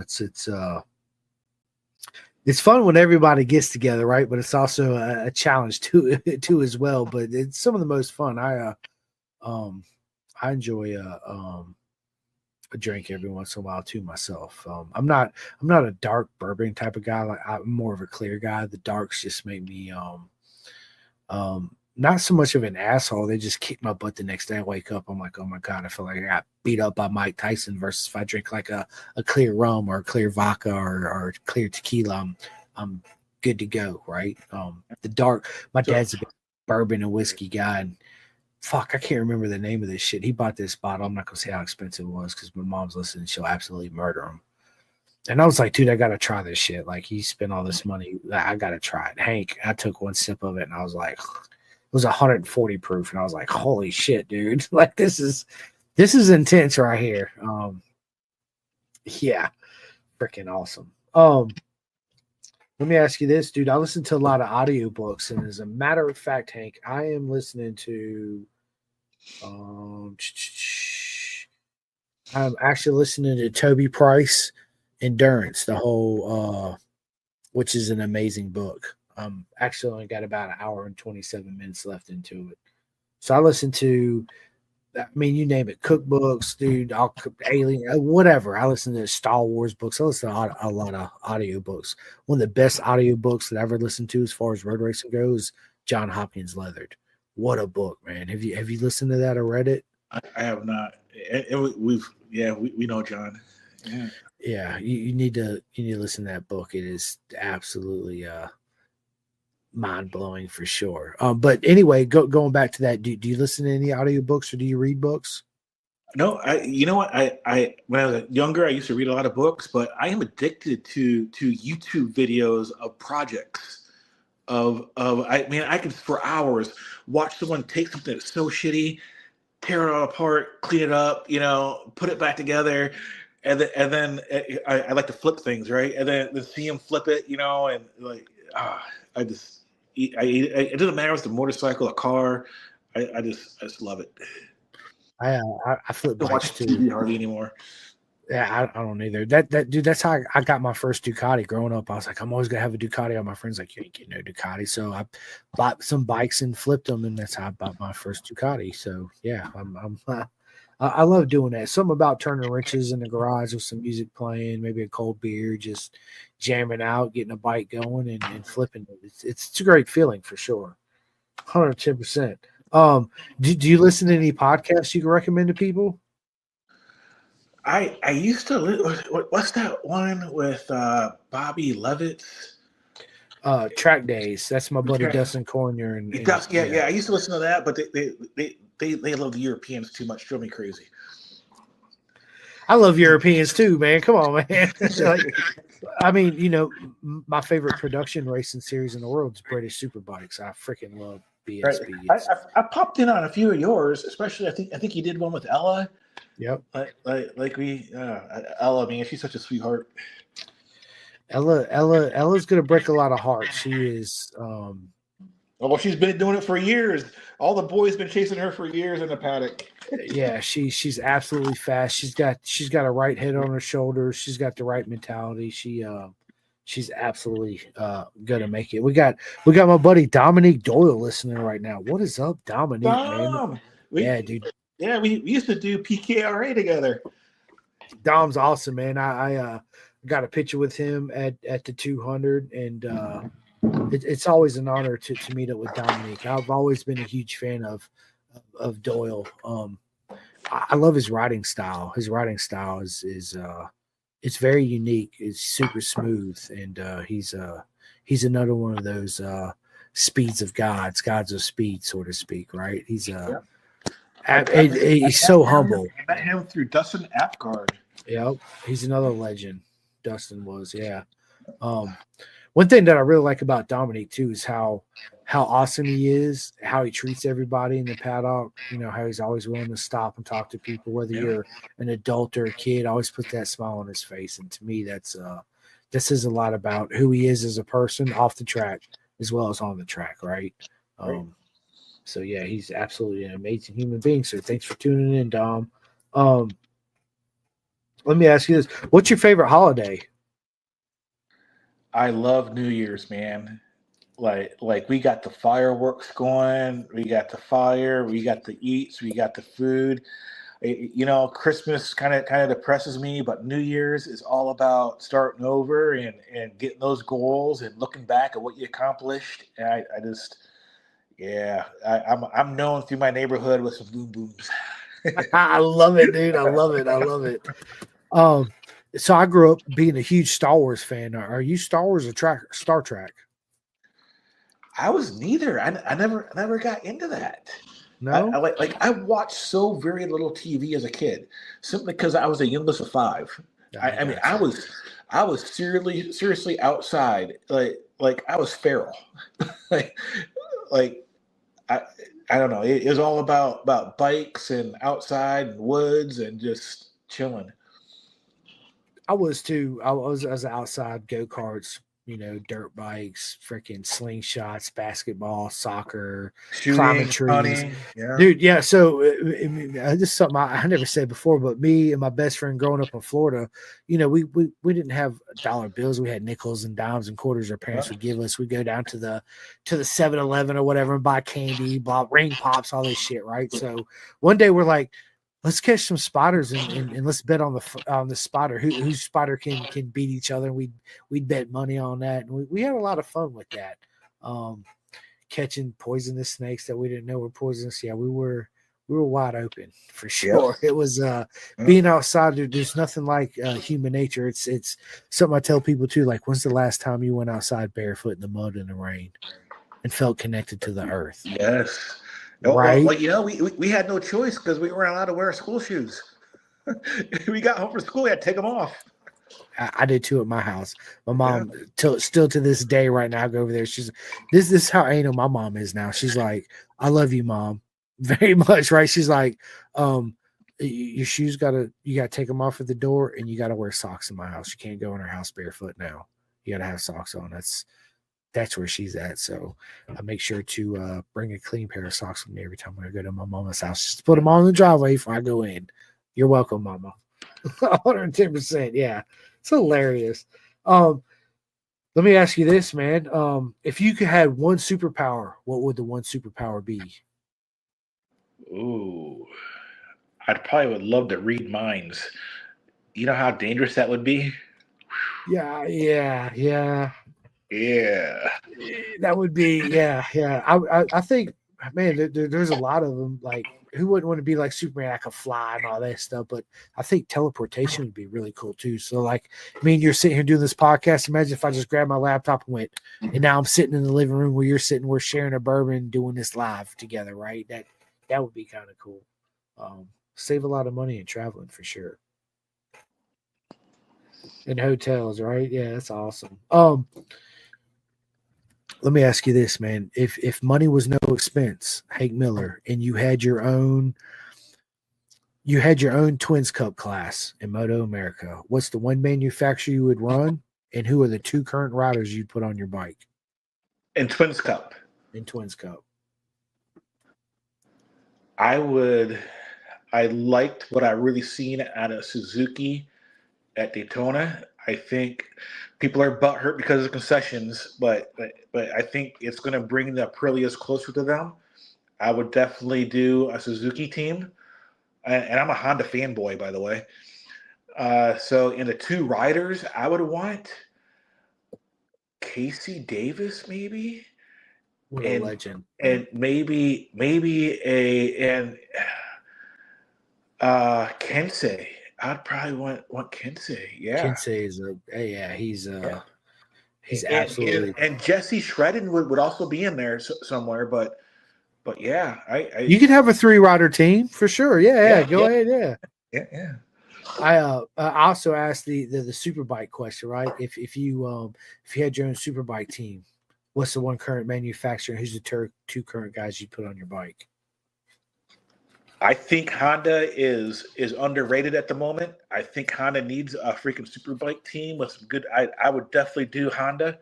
I probably would never never sleep because I'd be so focused on it. As for my riders, I would have to go with, and people don't get butthurt about this, but people are sleeping on Rocco Landers. I get he has mental lapse, but the kid, if it wasn't for social media blowing up everything, the kid's fucking phenomenal. I definitely go with Rocco Landers. And then my second, I would probably have to go with Matthew Stoltz. He needs to get back. Yeah. He's an absolute legend. I never come up with I never thought about a Twins Cup or Talent Cup class, but if I was going to do a Superbike class, money was in the object, I'd bring a full factory Kawasaki back in because we need Team Green back in there, right? And the two current riders, man, I have to put my boy Posh and SDK on. I think they are two opposite ends of the spectrums, right, as far as personality goes, but I think dynamically it would work really well. because they both want it really bad. Not everybody wants it bad, right? But I just think their personalities and their dynamic would elevate their games and push each other forward. As far as a Twins Cup or a Super Sport, man, I got so many friends in the paddock. If I had the money and there was no expense, I'd have my own Pendergast Superbike, Motor America paddock, and I'd field all my friends, and they wouldn't have to worry about anything because I'd all be getting paid. But I would, man, as far as Super Sport, man, I'd really love to put, I'd really love to put Dominique Doyle on a proper 600 or 959 or whatever, right? Man, it's so hard to choose.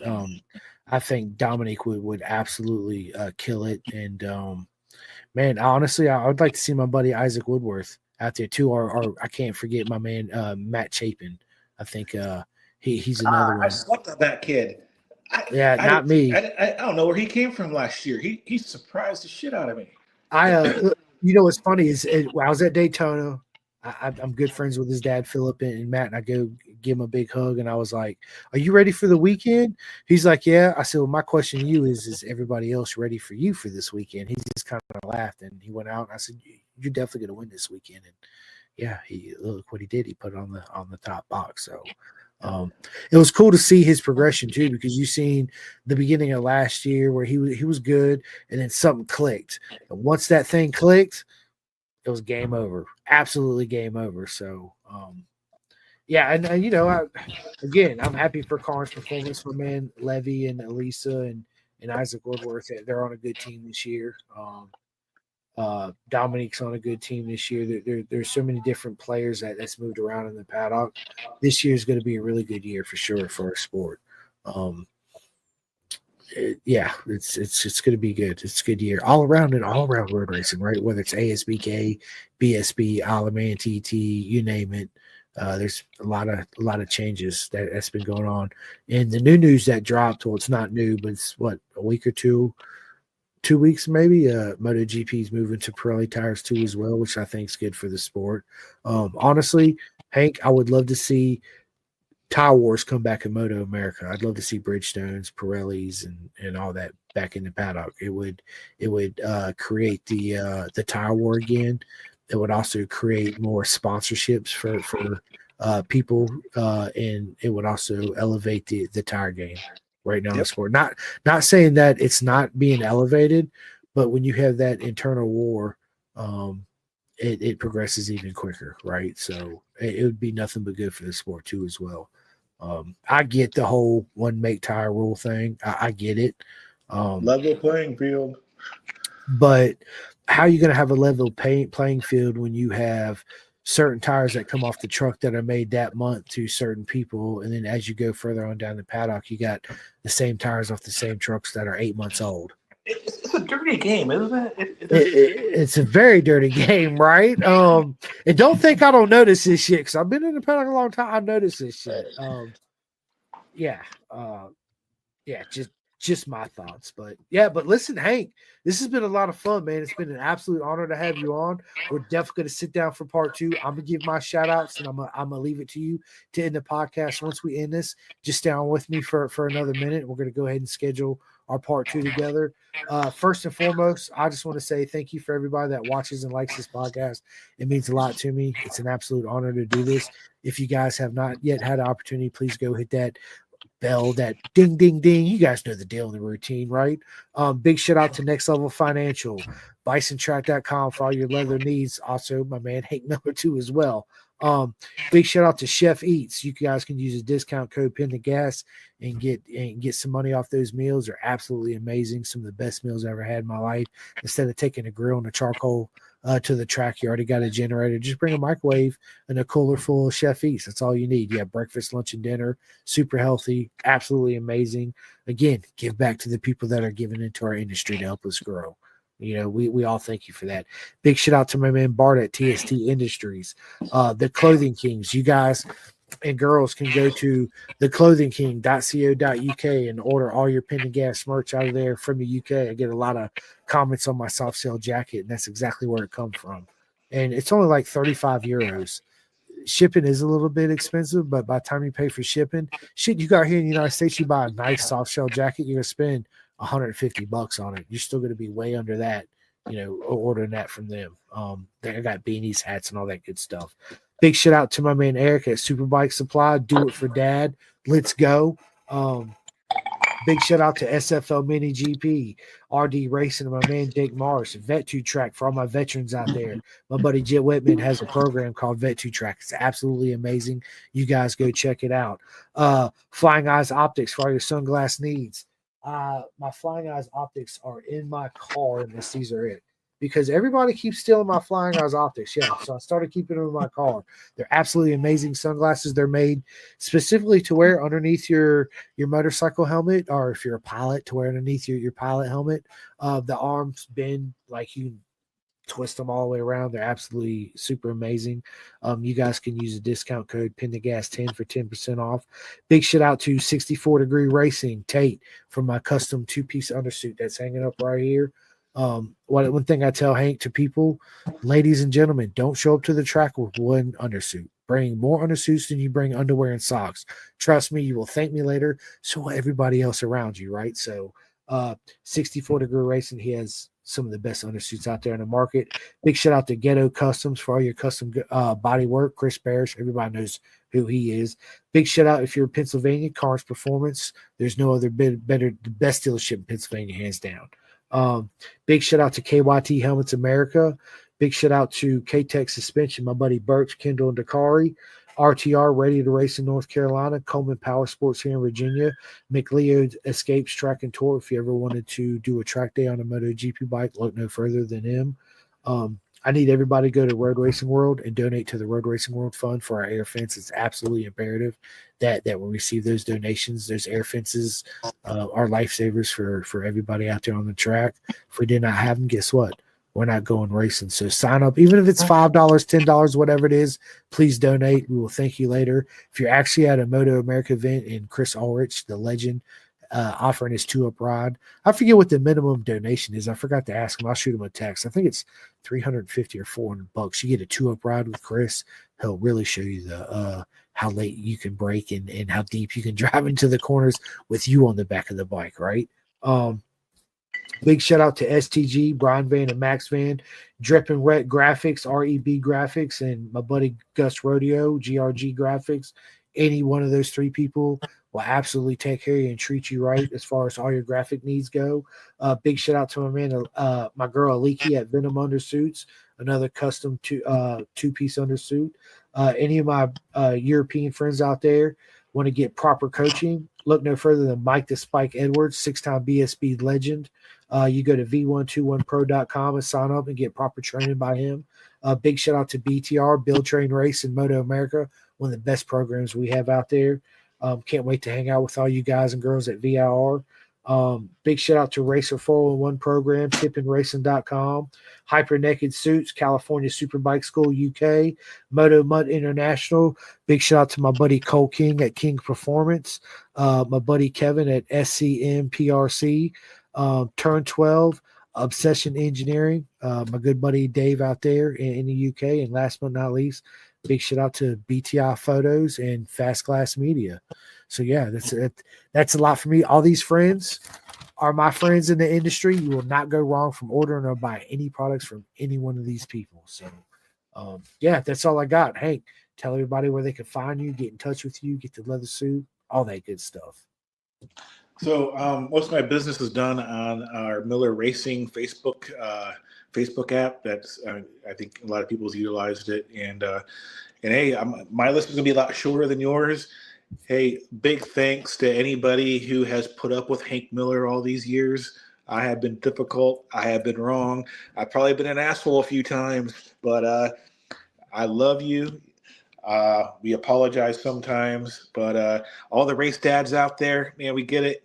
I get it. The windshield time, the don't know how you're going to pay for those tires or how you're going to get the next round. I get it. Another big shout out needs to be happening to all the racers that are giving back to the kids. I mean, Josh Heron catches a lot of shit, but you know what? He's got the Heron compound on the East Coast. Man, kids are ripping out there. And he also has a kind of a program in the West Coast. You go to Apex and you can put a wheel on him and have as much fun as you can. So I'm big on giving back. So for those who give back, give more than they take, keep it up. You guys keep this industry rolling. 110%. And before we get off here, Chris just joined in. Chris Joffrin. I hope I said that right. He said, Hank, my dudes. He said, love you guys. Colorado, man. Bro, we love you too, man. I lived in Colorado, man. I miss that state. Colorado is one of the states I would definitely move back to. We love you too, Chris. And he also says, getting in that stash. Pour me one, yo. Absolutely, we will. There it is. I love it. Well, listen, ladies and gentlemen, it's been an absolute honor to sit down with my friend and the legend, Hank Miller, on this Thursday night. Hank, is there anything you want to say for ending this podcast? Hey, Godspeed. All I can say, Godspeed, man. I love it. I'm keeping on. That's it. Well, ladies and gentlemen, we will see you next time. Hank, just down with me for one more second. I'm going to end this. I'm going to the bathroom, and I'll be right back, okay? All right. See, play outro. Calling all two-wheel enthusiasts, get ready to rev up your earbuds with Pin the Gas Podcast, the ultimate motorcycle racing podcast, hosted by Chris Simcoe, one of our very own excellent leaders here in Roanoke, Virginia. With expert analysis, behind-the-scenes stories, and exclusive writer interviews, Pin the Gas Podcast delivers the adrenaline rush of the racetrack straight to your ears. Whether you're a diehard fan or a curious newcomer, you'll gain insights that will transform how you watch and understand motorcycle racing. On your favorite podcast app, join Simcoe as he takes you on a high-speed journey through the world of motorcycle racing. Pin the Gas Podcast.